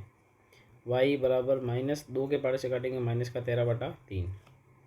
तो अतः प्रतिच्छेद बिंदु के निर्देशांक, जो इसको काट रहा था उसके बिंदु के निर्देशांक हमें निकाल लेते। तो प्रतिच्छेद बिंदु के निर्देशांक, तो वो बिंदु है P, जिसको हमने माना था 0, y और y का मान कितना है -13/3। तो ये इस प्रश्न का फाइनल आंसर है। आगे बढ़ते हैं। प्रश्न संख्या 16 है। ये 10वें चैप्टर का प्रश्न है, जिसमें अथवा में पूछा जाएगा, सिद्ध कीजिए कि किसी वृत्त के किसी व्यास के सिरों पर खींची गई स्पर्शिका समांतर होती है। ये सिद्ध करने वाला सवाल है। तो इसको लेते हैं हम। सबसे पहले इसमें लिखना है, आपको दिया हुआ है ना, पहले चित्र बना लेते हैं। ये एक वृत्त है, वृत्त के व्यास के सिरों पर खींची गई स्पर्शिका समांतर होती है। तो ये मान लीजिए व्यास है, इसके ऊपर हम स्पर्शिका खींच लेते हैं।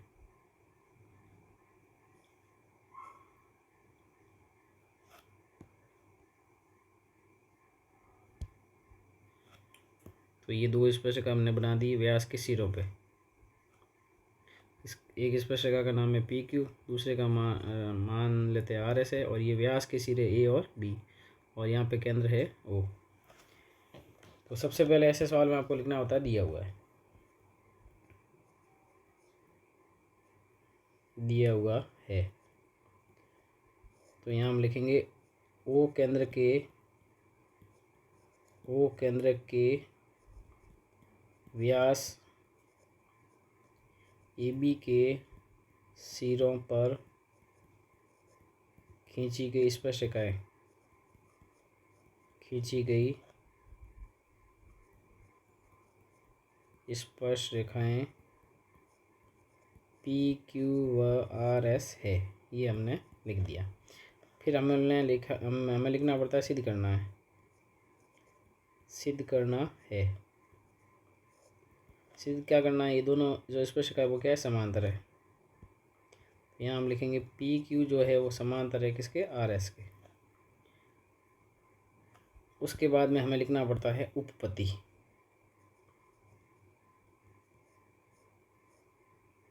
तो इस प्रश्न की शुरुआत कैसे करेंगे, हम जानते हैं कि त्रिज्या जो होती है स्पर्शरेखा पे क्या होती है, लंब होती है। तो यहाँ पे ओ ए जो है पी क्यू पे लंब है और ओ बी जो है आर एस पे लंब है। तो यहाँ हम एक प्रमेय लगाएंगे 10.1। हम जानते हैं कि वृत्त की त्रिज्या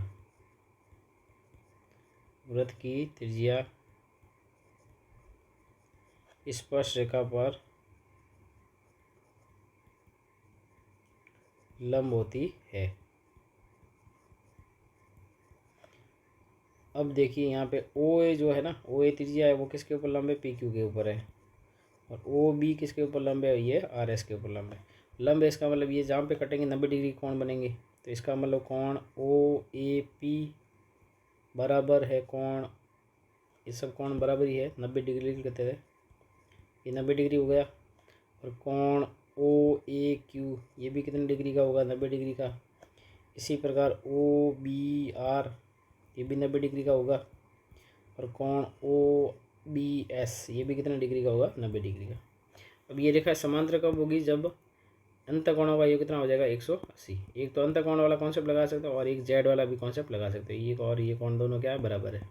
तो कोई भी एक कॉन्सेप्ट लगाना आपको। तो यहाँ पे मैं लगा देता हूँ अंतकोण वाला कॉन्सेप्ट। तो यहाँ पे कोण है ओ ए पी प्लस कोण ओ बी आर, इन दोनों का मान है 90 डिग्री प्लस 90 डिग्री। तो कोण ओ ए पी प्लस कोण ओ बी आर दोनों का योग कितना हो गया, 180 डिग्री। 180 डिग्री इनका योग है, इसका मतलब ये कैसे कोण है, अंतकोण है। ठीक है। और ये अंतकोण किसने बनाए, ये बनाए पी क्यू और आर एस ने। तो आप यहाँ लिखेंगे पी क्यू व आर एस दो सरल रेखाएं हैं, वह सरल रेखा है, वह ए बी तिर्यक रेखा है। ए बी क्या है, तिर्यक रेखा, इसको काट रही है। अतः पी क्यू जो है वो किसके समांतर है, आर एस के। ये इस प्रकार से इतना प्रश्न आपको लिखना है। इसमें अंतकोण का कॉन्सेप्ट लगाओ या फिर एकांतर कोण का कॉन्सेप्ट भी लगा सकते हैं। अगला अथवा वाला प्रश्न है, एक बिंदु ए से जो वर्त के केंद्र से 5 सेंटीमीटर दूरी पर वर्त की स्पर्शरेखा की लंबाई 4 सेंटीमीटर, वर्त की त्रिज्या ज्ञात कीजिए। ये प्रश्न 3 नंबर में बनता तो नहीं है, फिर भी इसमें दिया हुआ है तो अपन कर लेते हैं। ये मान लीजिए एक वृत्त है, ठीक है। इसमें बिंदु ए से जो वर्त के केंद्र से 5 सेंटीमीटर दूरी पर है, ये बिंदु है ना, ये वर्त के केंद्र से 5 सेंटीमीटर दूरी पर है। इसको अपन बना देते हैं ना, ये बिंदु है ए, वर्त के केंद्र से कितनी दूरी पर है, 5 सेंटीमीटर दूरी से। वर्त पर स्पर्शरेखा की लंबाई 4 सेंटीमीटर, यहाँ से स्पर्शरेखा खींची गई है एक, और ये स्पर्शरेखा कितनी खींची गई है, तो इसको ए बी मान लेते हैं। और वर्त का केंद्र ओ है, और ये स्पर्शरेखा कितनी, 4 सेंटीमीटर है। अब हमें ज्ञात करनी है वर्त की त्रिज्या, इसको यहाँ मिला देते हैं, मतलब ओ बी ज्ञात करनी है। क्या ज्ञात करनी है, ओ बी। तो इसमें एक प्रमेय काम में आएगा, वो हम लिख लेते हैं, जो अभी हमने लिखा हुआ भी है, इसको मैं कॉपी कर देता हूँ यहाँ से।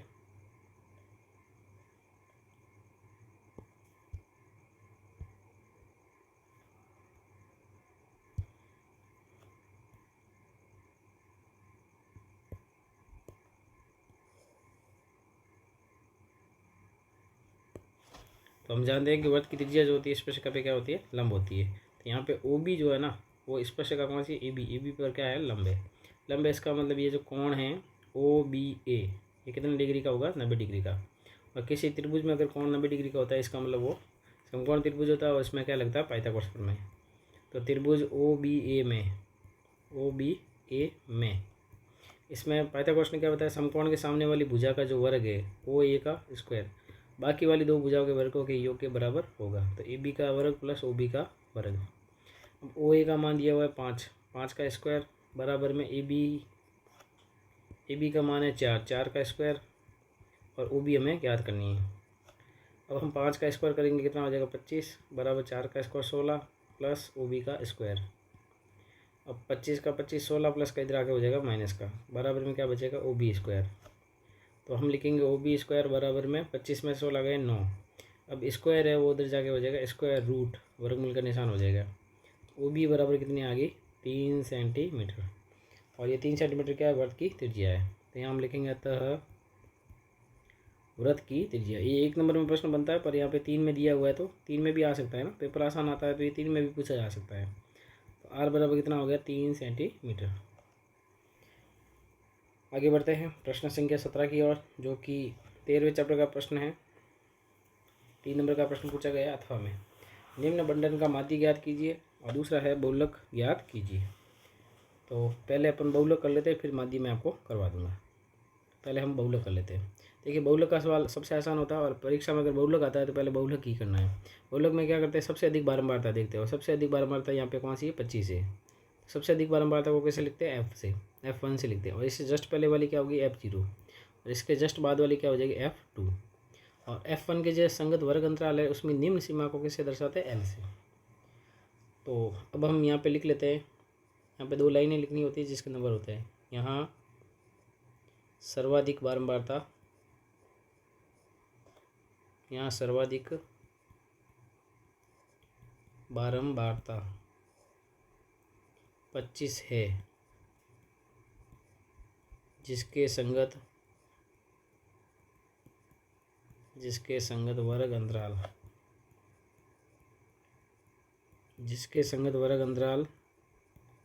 30 से 40 है। अतः बहुलक वर्ग बराबर कौन सा हो जाएगा 30 से 40, ये बहुलक वर्ग है। ठीक है, अब आपको सब मान लिखने होते हैं यहाँ पे। L बराबर कितना हो जाएगा, L बराबर निम्न सीमा कितनी 30, फिर F1 का मान कितना है 25, F0 का मान है 20, F2 का मान है 22 और एक मान होता है H का मान, सूत्र में होता है जो अंतर कितने का चल रहा है 10 से 20 हुआ है, 20 से 30, 10 का अंतर चल रहा है। अब हम सूत्र लगाते हैं बहुलक का। बहुलक का सूत्र होता है L plus F1 minus F0 बट्टे में 2F1 minus F0 minus F2, गुणा किससे करना है H से। अब मान रख दो L का मान कितना 30, F1 का मान रखेंगे 25 माइनस F0 का मान 20 बट्टे में 2F1 का मतलब 2 का F1 से गुणा होगा। F1 कितना 25 माइनस F0 का मान है 20 माइनस F2 का मान है 22 और गुणा H का मान है 10। 30 प्लस 25 में से 20 गए कितना आ जाएगा 5 और 2 का 25 से गुणा करेंगे 50 और 20 और ये 22 जुड़ जाएंगे, माइनस का 42 हो जाएगा और गुणा किससे करना 10 से। 30 का 30 प्लस का निशान। अब 5 का 5 लिखेंगे और 50 में से 42 के कितना आ जाएगा 8, गुणा किससे करना 10 से। तो 30 प्लस काट देते हैं इसको काटेंगे 2 के पास से 4 बार, इसको काटेंगे 5 बार। 5 गुणा 5 कितना हो जाएगा 25, 25 में किसका भाग देना 4 का। तो 30 का 30 प्लस का प्लस 25 में 4 का भाग देंगे आएगा 6.25, 30 में 6.25 जोड़ेंगे तो 36.25। ये इस प्रश्न का फाइनल आंसर है। तो सबसे जो आसान है वो है बहुलक।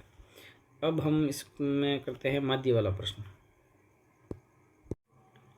माध्य का जो प्रश्न दिया हुआ उसमें एक तो x लिखा हुआ और एक f लिखा हुआ है। तो हम इसकी सारणी बना लेते हैं। सबसे पहले xi लिखेंगे अपन। x का मान जो है वो है 5, 6, 7, 8 और 9। ठीक है, 9 तक मान है। उसके बाद में 4, 8, 14, 4, 8, 14 और उसके बाद में है 11 और 3। अब हम इसमें विधि लगाएंगे प्रत्यक्ष विधि। प्रत्यक्ष विधि में अगला कॉलम क्या आएगा एफ आई एक्स आई का मतलब इनका गुणा करना।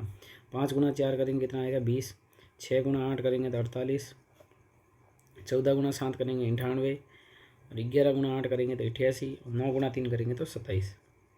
अब हमें दो चीज़ें निकालनी, एक तो निकालना है सिग्मा एफ आई, मतलब इन सबको जोड़ना है, इन सबको जोड़ने पे आएगा 40, और दूसरी हमें चीज़ें निकालनी है सिग्मा एफ आई एक्स आई, और इन सबको जोड़ेंगे तो आएगा 281। आप जोड़ के देख सकते हैं 281 आएगा। अब हमें ज्ञात करना है माध्य, तो यहाँ लिखेंगे प्रत्यक्ष विधि से, कौन सी विधि लगा रहे हैं, विधि का नाम भी लिखना है आपको, प्रत्यक्ष विधि से माध्य, माध्य को किससे दर्शाते हैं, एक्स बार से दर्शाते हैं, और इसका सूत्र होता है सिग्मा एफ आई एक्स आई बटा सिग्मा एफ आई, और दोनों मान हमारे पास में आ गए थे 281 बटे में कितना 40। 281 में अपन किसका भाग लगा देते हैं, 40 का भाग लगा देते हैं, तो 40 का इसमें भाग जाएगा पहले 7 बार, पीछे बचा 1 पॉइंट लगा, पॉइंट का 0 आया, भाग नहीं जा रहा, फिर 0 लगेगा और 0 नीचे आएगा। अब 40 का इसमें भाग जाएगा 80 बार, 40 दूनी 80, पीछे बचा 20 और पॉइंट का 0 आ गया, 40 पंजे 200, तो आंसर आ गया 7.025। तो ये 17वां प्रश्न जो है 3 नंबर में आता है, अथवा में दोनों में से ये करना, बहुलक आता है तो बहुलक ही करना, सबसे आसान है। ये था पार्ट अपना स। अब नेक्स्ट पार्ट है द, जिसमें 4 नंबर के प्रश्न पूछे जाएंगे, और वो सभी प्रश्न भी अथवा में होंगे। 18, 19, 20 3 प्रश्न हैं जो 4 नंबर के प्रश्न आएंगे। अब इसका पहला प्रश्न है, एक त्रिभुज की 2 भुजाएं दी हुई है, एक तो x सेंटीमीटर है, दूसरी 3x + 1 सेंटीमीटर है, और ये समकोण बनाती है। दोनों भुजाएं क्या कर रही है, समकोण बना रही है। यदि त्रिभुज का क्षेत्रफल 84 वर्ग सेंटीमीटर है तो त्रिभुज की सभी भुजाएं ज्ञात कीजिए। तो देखिए, सबसे पहले इसको अपन एक समकोण त्रिभुज के द्वारा समझ लेते हैं। ये एक समकोण त्रिभुज है, ठीक है। इसमें 2 भुजाएं, एक तो मान लीजिए ये x सेंटीमीटर है, x सेंटीमीटर है, और ये हम मान लेते हैं दूसरी भुजा है 3x + 1 सेंटीमीटर है, और ये दोनों भुजाएं क्या कर रही है, समकोण बना रही है, मतलब यहाँ पे 90 डिग्री का कोण बना रही। तो इसको मान लेते हैं ए, बी और सी, ठीक है। अब हमें त्रिभुज का क्षेत्रफल दिया हुआ है 84 वर्ग सेंटीमीटर, तो ए बी बराबर अपन मान लेते हैं, ए बी का मान हमारे पास में 3x + 1 सेंटीमीटर, और बी सी का मान हमने मान लिया है x सेंटीमीटर। अब यहाँ हम लिखेंगे त्रिभुज ए बी सी का क्षेत्रफल, त्रिभुज ए बी सी का क्षेत्रफल, और वो क्षेत्रफल हमें दिया गया है 84 वर्ग सेंटीमीटर। और समकोण त्रिभुज में जो क्षेत्रफल का सूत्र होता है वो होता है 1/2 आधार गुणा ऊंचाई। 1/2 आधार यहाँ पे क्या है, बी सी है, और ऊंचाई क्या है यहाँ पे ए बी है। बराबर में कितना लिखेंगे 84, 1/2 का 1/2, बी सी का मान है x गुणा 3x + 1, बराबर में कितना आएगा 84। अब 2 को उधर भेज देते हैं, 3 का x से गुणा करेंगे 3x + x + 1, और 2 का उधर गुणा हो जाएगा 84 गुणा 2। अब 3 का अंदर गुणा करेंगे तो 3 से वो कट रहा है, वैसे काट देते हैं। देखिए 3 से ये कट गया एक बार, और 3 से ये कटेगा 29 बार। कितनी बार कटेगा, 3 दूनी 6, सॉरी 28 बार कटेगा। कितनी बार, 29 बार नहीं कटेगा, 28 बार कटेगा। 3 दूनी 6 और 3 8 24। अब इसको हल कर देते हैं, देखो x का अंदर गुणा कर देते हैं, x² + x, और बराबर 28 दूनी 56, तो x² + x, और 56 को इधर लेके आ जाते हैं, माइनस का 56 हो जाएगा, बराबर में 0। और 56 में कैसे टुकड़े करने, घटाने पे कितना आ जाए 1, तो 8 और 7, तो हम x की जगह क्या लिखेंगे 8x - 7x, और माइनस का 56 बराबर में 0। दोनों में से x कॉमन ले लेंगे तो x + 8, पीछे बचा माइनस का 7 कॉमन ले लेते हैं, x + 8 होगा, बराबर में क्या आएगा 0। यहाँ से x + 8 दोनों में कॉमन है, और पीछे क्या बचा x - 7, बराबर में 0। अब x + 8 को भी 0 के बराबर रखेंगे, और x - 7 को भी 0 के बराबर रखेंगे, तो यहाँ से x का मान आएगा -8, जो कि असंभव है, क्योंकि x यहाँ पे क्या भुजा है, और भुजा कभी माइनस में नहीं होती, तो ये तो असंभव है। और यहाँ से x का मान कितना आएगा 7 आएगा, जो कि संभव है। तो x का मान कितना आ गया 7 आएगा। अब हमें त्रिभुज की क्या निकालनी थी, तीनों भुजाएं निकालनी थी, ठीक है, वो मैं यहाँ निकाल रहा हूँ। तो त्रिभुज की तीनों भुजा देखो, बी सी बराबर तो आ गई 7 सेंटीमीटर, ठीक है। अब हम ए बी निकाल देते हैं, ए बी जो थी वो थी 3x + 1, तो x का मान 7 + 1, 7 × 3 हो जाएगा 7, 1 8, 8 और 3 8 3 24 हो जाएगा, तो 24 सेंटीमीटर। और तीसरी भुजा ए सी निकाल देते हैं, तो ए सी कैसे आएगी, इन दोनों के वर्गों का योग, उसका वर्गमूल आ जाएगा, तो 7 का स्क्वायर + 24 का स्क्वायर, ये ए सी के स्क्वायर के बराबर होगा, ए सी स्क्वायर बराबर 7 का 49 और 24 का 576। ए सी स्क्वायर बराबर 500, ये 625 हो जाएगा। तो ए सी बराबर आ जाएगा वर्गमूल 625 का। तो ए सी बराबर कितना आएगा 25 सेंटीमीटर। तो यहाँ पे त्रिभुज की तीनों भुजाएं आ गई, 7 सेंटीमीटर, 24 सेंटीमीटर और 25 सेंटीमीटर। ये था अपना प्रश्न। अगला प्रश्न हम लेते हैं इसमें, निम्न द्विघात समीकरण के मूलों की प्रकृति ज्ञात कीजिए। देखिए इसको अपन यहाँ पे नीचे ले लेते हैं। प्रश्न है 3x स्क्वायर माइनस का 4 रूट 3x और प्लस का 4। यहाँ पे थोड़ा सा मिसप्रिंट है, ये रूट है ना, x के ऊपर नहीं है, x रूट यहाँ तक ही है। तो अथवा वाला प्रश्न लेते हैं।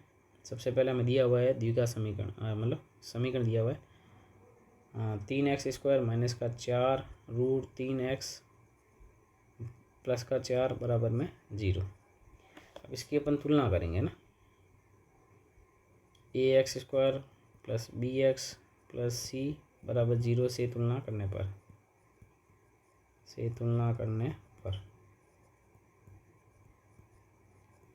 तुलना करेंगे। देखिए a का मान कितना आया 3, b का मान आ जाएगा x का गुणांक माइनस का 4 रूट 3 और c का मान आ जाएगा 4। अब हमें निकालना है d का सूत्र होता है v स्क्वायर माइनस 4ac। अब इसमें मान रखते हैं b का मान है माइनस का 4 रूट 3 का स्क्वायर माइनस 4 इंटू ए का मान 3 इंटू सी का मान 4। अब माइनस 4 का स्क्वायर होता है 16 और रूट 3 का स्क्वायर होता है 3। 16 इंटू 3 हो जाएगा 48 और वो भी कितना आएगा 48। इसका मतलब डी का मान कितना आ गया 0। और जब डी का मान 0 आता है तो मूल जो होते हैं वास्तविक होते हैं और बराबर होते हैं। तो अतः मूलों की प्रकृति बतानी थी, मूल जो है वो मूल वास्तविक और बराबर है। मूल वास्तविक भी है और बराबर भी है। ठीक है। अब यहाँ पे प्रश्न पूछा गया था, कर्म यदि मूलों का अस्तित्व है, अस्तित्व का मतलब वास्तव में होते हैं अगर, तो हमें मूल ज्ञात भी करने हैं। तो मूल ज्ञात करने का सूत्र होता है, वो सूत्र लगा देते हैं x बराबर माइनस का b plus minus root b square minus 4ac upon 2a। इसमें मान रख देते हैं x बराबर माइनस का b का मान है 4 रूट 3 माइनस का और plus minus b square minus 4ac का मान कितना आया 0 आया बटे में 2a। का मान कितना है यहाँ पे, a का मान है 3।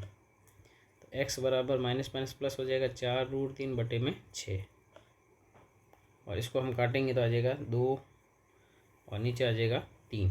ठीक है। इसको हम आगे हल करेंगे अगर, तो x बराबर आ जाएगा 2 रूट 3, 2 के पार से काट देते हैं तो नीचे आएगा 3।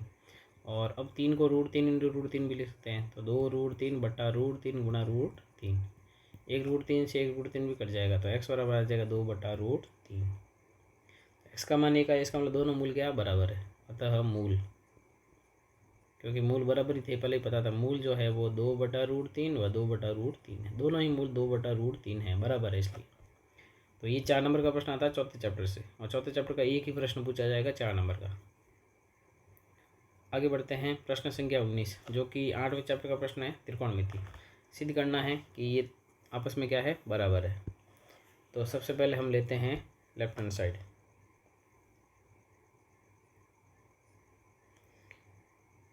लेफ्ट हैंड साइड लेते हैं tan square a minus tan square b। अब हमें इसको सॉल्व करके तीनों साइड बराबर लानी है, तो इसको साइन और कॉस में बदल देते हैं। देखो tan का सूत्र होता है साइन बट्टा कॉस, तो tan स्क्वायर हो जाएगा साइन स्क्वायर a बट्टा कॉस स्क्वायर a। इसी प्रकार tan स्क्वायर b को लिखेंगे साइन स्क्वायर b बटे में sine cos square b, cos square b। ठीक है। अब हमें जो लाना है उसके हिसाब से काम करना है। अब हम लसब लेंगे नीचे वालों का ना, तो इनका लसब ले लेते हैं। लसब आएगा कॉस स्क्वायर a भी आएगा, कॉस स्क्वायर b भी आएगा। तो कॉस स्क्वायर और a और कॉस स्क्वायर b दोनों लसब में आ गए। अब कॉस स्क्वायर a का भाग देंगे तो कॉस स्क्वायर से कॉस स्क्वायर कट जाएगा, भाग जाएगा कॉस स्क्वायर b बार, उसका ऊपर गुणा करना है। तो साइन स्क्वायर a और गुणा में आ जाएगा कॉस स्क्वायर b। इसी प्रकार साइन स्क्वायर b ऊपर रहेगा और इसमें भाग देंगे तो गुणा में कौन आएगा, कॉस स्क्वायर a आएगा। ठीक है। अब हमें पूरा प्रश्न ऊपर किस में बनाना, कॉस में बनाना। तो अपन क्या करेंगे, साइन को बदल देंगे। तो जहाँ पर भी साइन का फॉर्मूला लगा हुआ है उसको अपन को क्या करना पड़ेगा, बदलना पड़ेगा। ठीक है, ताकि पूरा प्रश्न किस में आएगा, कॉस में। देखो यहाँ पे साइड देखो पूरा कॉस में ही है, साइन कहीं नहीं है, तो हमें साइन को हटाना पड़ेगा। और साइन स्क्वायर जो होता है वो 1 माइनस कॉस स्क्वायर के बराबर होता है। तो साइन स्क्वायर ए को हम लिखेंगे 1 माइनस कॉस स्क्वायर ए, बार जो बैठा है वो कॉस स्क्वायर बी, ऐसा का ऐसा, माइनस साइन स्क्वायर बी को हम लिखेंगे 1 माइनस कॉस स्क्वायर बी, और बार बैठा कॉस स्क्वायर ए, और बट्टे में आ गया अपना कॉस स्क्वायर बी और कॉस स्क्वायर ए, उल्टा लिख दिया जैसा प्रश्न पूछा गया उसके हिसाब से। अब हम ब्रैकेट खोलेंगे, कॉस स्क्वायर बी का ए से गुणा हो जाएगा तो cos square B, minus cos square A cos square B, यहाँ पे गुणा करेंगे तो माइनस का cos square A, minus minus हो जाएगा प्लस कॉस स्क्वायर ए और कॉस स्क्वायर बी, और बट्टे में हमारे पास में है कॉस स्क्वायर बी और कॉस स्क्वायर ए। अब यहाँ अगर आप ध्यान से देखेंगे तो ये दोनों पद जो है कट रहे, ये दोनों पद कट गए, पीछे क्या बचा, cos square B minus cos square A, और नीचे आ गया कॉस स्क्वायर बी और कॉस स्क्वायर ए। ये अपने आ गई राइट हैंड साइड, इसको हम समीकरण 1 मान लेते हैं ना, उसके बराबर ये आ गई। अब हम वापस इसी को लेते हैं और हमें इसको किस में बदलना है, sine square A minus sine square B. तो अभी जो हमने किसको बदला था, साइन को बदला था, अब हम क्या करते हैं, कॉस को बदल लेते हैं। तो कॉस को बदलेंगे तो, या फिर इसी से बना सकते हो आप, इसी से भी आप बना सकते हो ना। जैसे यहाँ पे कॉस में आया ना आंसर, नीचे देखो, नीचे तो कॉस की ज़रूरत है, ऊपर हमें किस में बनाना, साइन में बनाना, तो इनको साइन में बदल देते हैं। कॉस स्क्वायर बी को अपन क्या लिखेंगे, 1 माइनस साइन स्क्वायर बी, ठीक है, माइनस कॉस स्क्वायर ए को लिखेंगे 1 माइनस साइन स्क्वायर ए, और बट्टे में है कॉस स्क्वायर बी और कॉस स्क्वायर ए। ब्रैकेट खोलेंगे तो 1 minus sine square A minus 1 plus sine square ए हो जाएगा, और नीचे है कॉस स्क्वायर बी और कॉस स्क्वायर ए। तो 1 और 1 तो कट जाएगा, और बाहर आ गया अपने साइन स्क्वायर ए को पहले लिख लेते हैं, और साइन स्क्वायर, सॉरी यहाँ पे साइन स्क्वायर बी है ना, sine square A minus sine square B हो जाएगा, और बट्टे में है कॉस स्क्वायर बी और कॉस स्क्वायर ए। ये आ गई अपनी सेकंड वाली राइट हैंड साइड। ठीक है, तो इस प्रकार से ये तीनों आपस में क्या है, बराबर है, क्योंकि हमने एक से दूसरा निकाल दिया है। तो ये तो था इसका पहला सवाल। अब हम इसका अथवा वाला सवाल भी ले लेते हैं। tan ए दिया हुआ है और हमें इसके मान ज्ञात करने हैं। तो सबसे पहले tan से हम, tan जो होता है वो होता है लंब बटा आधार, तो कर्ण हमें निकालना पड़ेगा।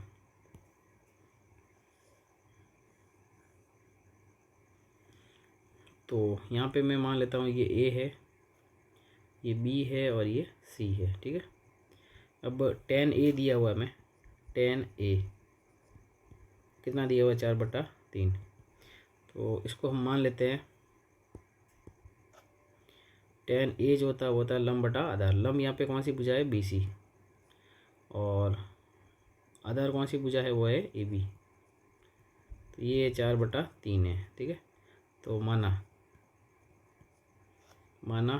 BC बराबर मान लेते हैं 4K लेना होता है साथ में, AB बराबर मान लेते हैं 3K। ये 3K है और ये 4K है। अब हम लिखेंगे त्रिभुज ABC में हमें याद करना है AC का स्क्वायर जो है वो होगा AB का स्क्वायर प्लस BC का स्क्वायर। AB जो है वो है 3K का स्क्वायर प्लस BC है अपना 4K का स्क्वायर। अब 3K का स्क्वायर होगा 9K स्क्वायर, और 4K का स्क्वायर होगा 16K स्क्वायर। 16 और 9 कितने हो जाएंगे, 25K स्क्वायर। ये किसका मान आया, AC स्क्वायर का। स्क्वायर हटेगा तो वर्गमूल का निशान आएगा, √25K स्क्वायर। तो AC बराबर आ जाएगा 25 का हो जाएगा 5 और K का K। तो AC कितना आ गया, 5K आ गया। ठीक है, अब हमें जो चाहिए वो हम ज्ञात कर लेते हैं। देखो एक तो हमें चाहिए साइन ए। साइन ए क्या होता है, लंब बटा कर्ण। यहाँ पे लंब है BC और कर्ण है AC। तो साइन ए, BC कितनी है, BC है 4K और AC कितनी है, 5K। तो इसका मतलब साइन ए का जो मान है वो आ गया 4/5।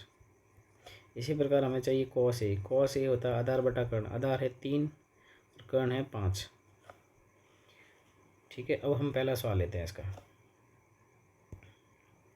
इसका पहला प्रश्न है कॉस स्क्वायर ए, तो कॉस स्क्वायर ए का सीधा मैं मान रख रहा हूँ 3/5 का स्क्वायर, और साइन स्क्वायर ए, साइन का मान है 4/5 का स्क्वायर। स्क्वायर करेंगे 9/25 प्लस 4 का स्क्वायर 16/25, प्लस सब लेंगे तो कितना आएगा 25, और 16 और 9 कितने होते हैं 25, 25/25 कितना आएगा 1। दूसरा सवाल है cos square A minus sine square A, cos square A minus sine square A, cos square A, cos का मान है 3/5 का स्क्वायर माइनस साइन ए का स्क्वायर, तो 4/5 का स्क्वायर। ठीक है, तो यहाँ पे स्क्वायर करेंगे तो 9/25 माइनस 16/25, लसब लेंगे 25 आएगा, ऊपर आ जाएगा 9 माइनस 16, और 9 में से 16 गए माइनस का 7/25। तो ये था अपना प्रश्न संख्या 19। आगे बढ़ते हैं, लास्ट प्रश्न है प्रश्न संख्या 20। इसमें पहला प्रश्न जो है उसमें पूछा गया है बहुलक ज्ञात कीजिए। क्या ज्ञात करना है? बहुलक। तो बहुलक यही ज्ञात कर लेते हैं अपन। बहुलक में क्या करते हैं, सबसे अधिक बारंबारता देखते हैं। तो सबसे अधिक बारंबारता कौन सी है? 18 है, तो ये F1 है। इससे जस्ट पहले क्या आएगा? F0 आएगा, और इसके जस्ट बाद में क्या आएगा? F2 आएगा। और जो F1 है उसके संगत जो वर्ग अंतराल है उसमें निम्न सीमा जो है किसका मान है? L का मान है। तो यहाँ आपको सबसे पहले लिखना होता है, ये 4 नंबर का प्रश्न पूछा गया है, आप लिखोगे यहाँ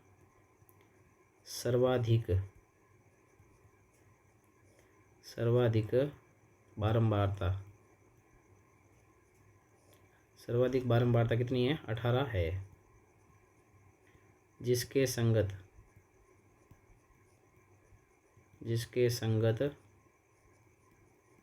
वर्ग अंतराल, जिसके संगत वर्ग अंतराल जो है वो है 4000 से 5000 है, 4000 से 5000 है। अतः बहुलक वर्ग कौन सा है? वो है 4000 से 5000, मतलब इसका आंसर जो है 4000 5000 के बीच में आएगा। फिर आपको मान लिखना है, L का मान कितना है? 4000, F1 का मान कितना है? 18 है, F0 का मान 4 है, F2 का मान जो है वो 9 है, और H का मान जो है डिफरेंस कितने का चल रहा है? 4 का चल रहा है। फिर हम लिखेंगे बहुलक का सूत्र होता है L plus F1 minus F0 बट्टे में 2F1 minus F0 minus F2, और गुणा कैसे करना? H से। ठीक है, अब इसमें मान रख देते हैं। L का मान कितना है? वो है 4000, F1 का मान है 18, F0 का मान 4 है, नीचे 2F1 का मतलब 2 गुणा 18 माइनस F0 का मान है 4 माइनस F2 का मान है 9, और गुणा में क्या आएगा? 1000। तो 4000 का 4000 प्लस 18 में से 4 गए, कितना आ गया? 14। 18 का 2 से गुणा करेंगे 36, माइनस 9 और 4 हो जाएगा 13, गुणा में कितना? 1000। तो 4000 प्लस 14, और 36 में से 13 गए, कितने हो गए? 23। 23 गुणा 1000, तो 4000 का 4000 प्लस का प्लस 14 का 1000 से गुणा करेंगे 14000, और भाग किसका देना है? 23 का। 4000 का 4000 प्लस 14000 में 23 का भाग देंगे तो आएगा 608.70। इन दोनों को जोड़ेंगे तो आ जाएगा 4608.7। ये इसका क्या है? फाइनल आंसर है। पीछे 0 भी लगा सकते हैं। तो बहुलक का सवाल एकदम आसान है, तो बहुलक का सवाल हमने कर लिया है। अगला इसका अथवा में प्रश्न पूछा गया, एक जीवन बीमा एजेंट 100 पॉलिसी धारकों की आयु के बंटन के लिए के निम्न आंकड़े द्वारा ज्ञात कीजिए। माध्यिक आयु ज्ञात करनी है आपको, और यदि पॉलिसी केवल उन्हीं व्यक्तियों को दी जाती है जिनकी आयु कम से कम कितनी? 18 वर्ष है। 18 या 18 से ज़्यादा है, और 60 से क्या है? कम है। देखिए यहाँ पे जो सारणी दी गई है ना, वो दी गई से कम, आपको सारणी दी गई है, और से कम वाले में जब भी यहाँ पे जो संख्या दी हुई होती है वो CF होती है। क्या होती है? CF। तो हमें ये CF का मान दिया गया, तो इसको मैं अगले पेज पे ले रहा हूँ। तो इसमें जो दी हुई है इसको अपन अगले पेज पे ले रहे हैं। देखिए ये जो दिया हुआ है ना 20 से कम, इसको अपन लिखेंगे 18 से 20 है ना, वर्ग बढ़ाएंगे, क्योंकि कम से कम 18 फिर 20 है, और इसको लिखेंगे 20 से 25, फिर 25 से 30, ऐसे अपन 60 तक जाएंगे। और ये जो दिया हुआ है ये हमेशा क्या होगा? CF। तो इसको हमने आगे सारणी में ले लिया है। अब हमें निकालनी पड़ेगी इसकी बारंबारता। देखिए बारंबारता कैसे निकालेंगे? पहली संख्या सेम लिखेंगे, ये जो CF वाली है वो सेम लिखनी है ना, फिर 2 के बाद में सी एफ में कितना 6, 6 में से 2 घटाएंगे अपन, कितना आएगा 4। मतलब हर बार आपको पहले वाली संख्या से घटाना है। अगली बार क्या करेंगे अपन, 24 में से कितना घटाएंगे 6, तो कितना आएगा 18। नेक्स्ट अपन घटाएंगे 45 में से 24, वो कितना आएगा 21। फिर 78 में से हम घटाएंगे कितना 45, वो कितना आएगा 33। फिर हम 89 में से घटाएंगे 78, 78 घटाएंगे 11 आएगा। फिर 92 में से इससे पहले वाला घटाएंगे 89, तो कितना आएगा 3। फिर 98 में से इससे पहले वाला घटाएंगे 92, कितना आएगा 6। और 100 में से अपन घटाएंगे 98, कितना आएगा 2। तो ये हमें मिल गई C F, sorry C F तो दी हुई थी, एफ मिल गई। अब देखिए जो ये लास्ट में सी एफ वाला मान होता है वो इन सब का योग होता है, मतलब एन बराबर कितना है यहाँ पे 100 है। इसका हम तरीका देखते हैं। यहाँ लिखेंगे अपन, यहाँ n बटा 2, n कितना है 100, 100 बटा 2 बराबर में कितना आएगा 50। और 50 के बराबर या उससे ठीक बड़ी संचयी बारंबारता देख लें, तो 50 के बराबर कोई है नहीं, 50 से जस्ट बड़ी देख लेते हैं। तो यहाँ पे 50 से बड़ी जो सी एफ है वो कौन सी 78 है, ठीक है। ये जो मैं हाईलाइट कर रहा हूँ ये 78 है। तो यहाँ हम लिखेंगे 50 के बराबर, 50 के बराबर या ठीक बड़ी, ठीक बड़ी संचयी बारंबारता, संचयी बारंबारता 50 से ठीक बड़ी संचयी बारंबारता जो है 78 है, जिसके संगत वर्ग अंतराल, जिसके संगत वर्ग अंतराल, जिसके संगत वर्ग अंतराल कौन सा है 35 से 40 है, 35 से 40 है। अतः माध्यक वर्ग, जो माध्यक वर्ग है वो है 35 से 40। अब इसमें अपन को कुछ मान देखने जो, ये जो वर्ग अंतराल है इसकी निम्न सीमा एल का मान है और इसकी बारंबारता 33 एफ है और 78 से जस्ट पहले वाली है वो है सी एफ। तो ये सब मान आपको यहाँ पे लिखने हैं, तो लिख लेते हैं। एल का मान कितना है 35 और एफ का मान जो है वो है 33, 35 नहीं सॉरी 33, एफ का मान है 33। सी एफ का जो मान है वो है सी एफ का मान है 45 और एक है एच का मान जो अंतर कितने का चल रहा है 5 का चल रहा है।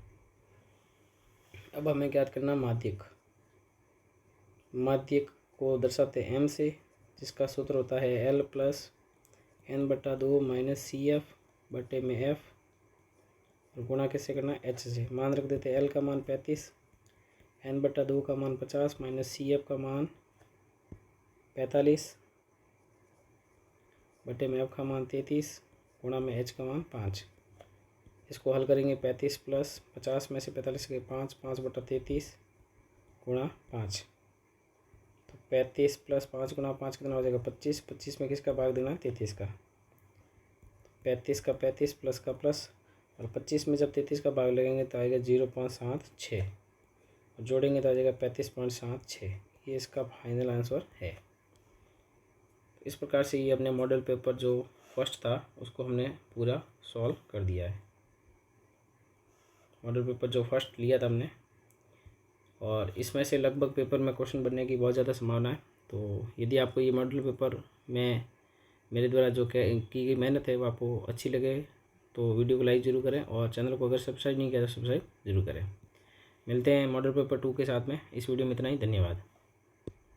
Thank you for watching this video. If you enjoyed it, please hit the like button and the bell notification icon.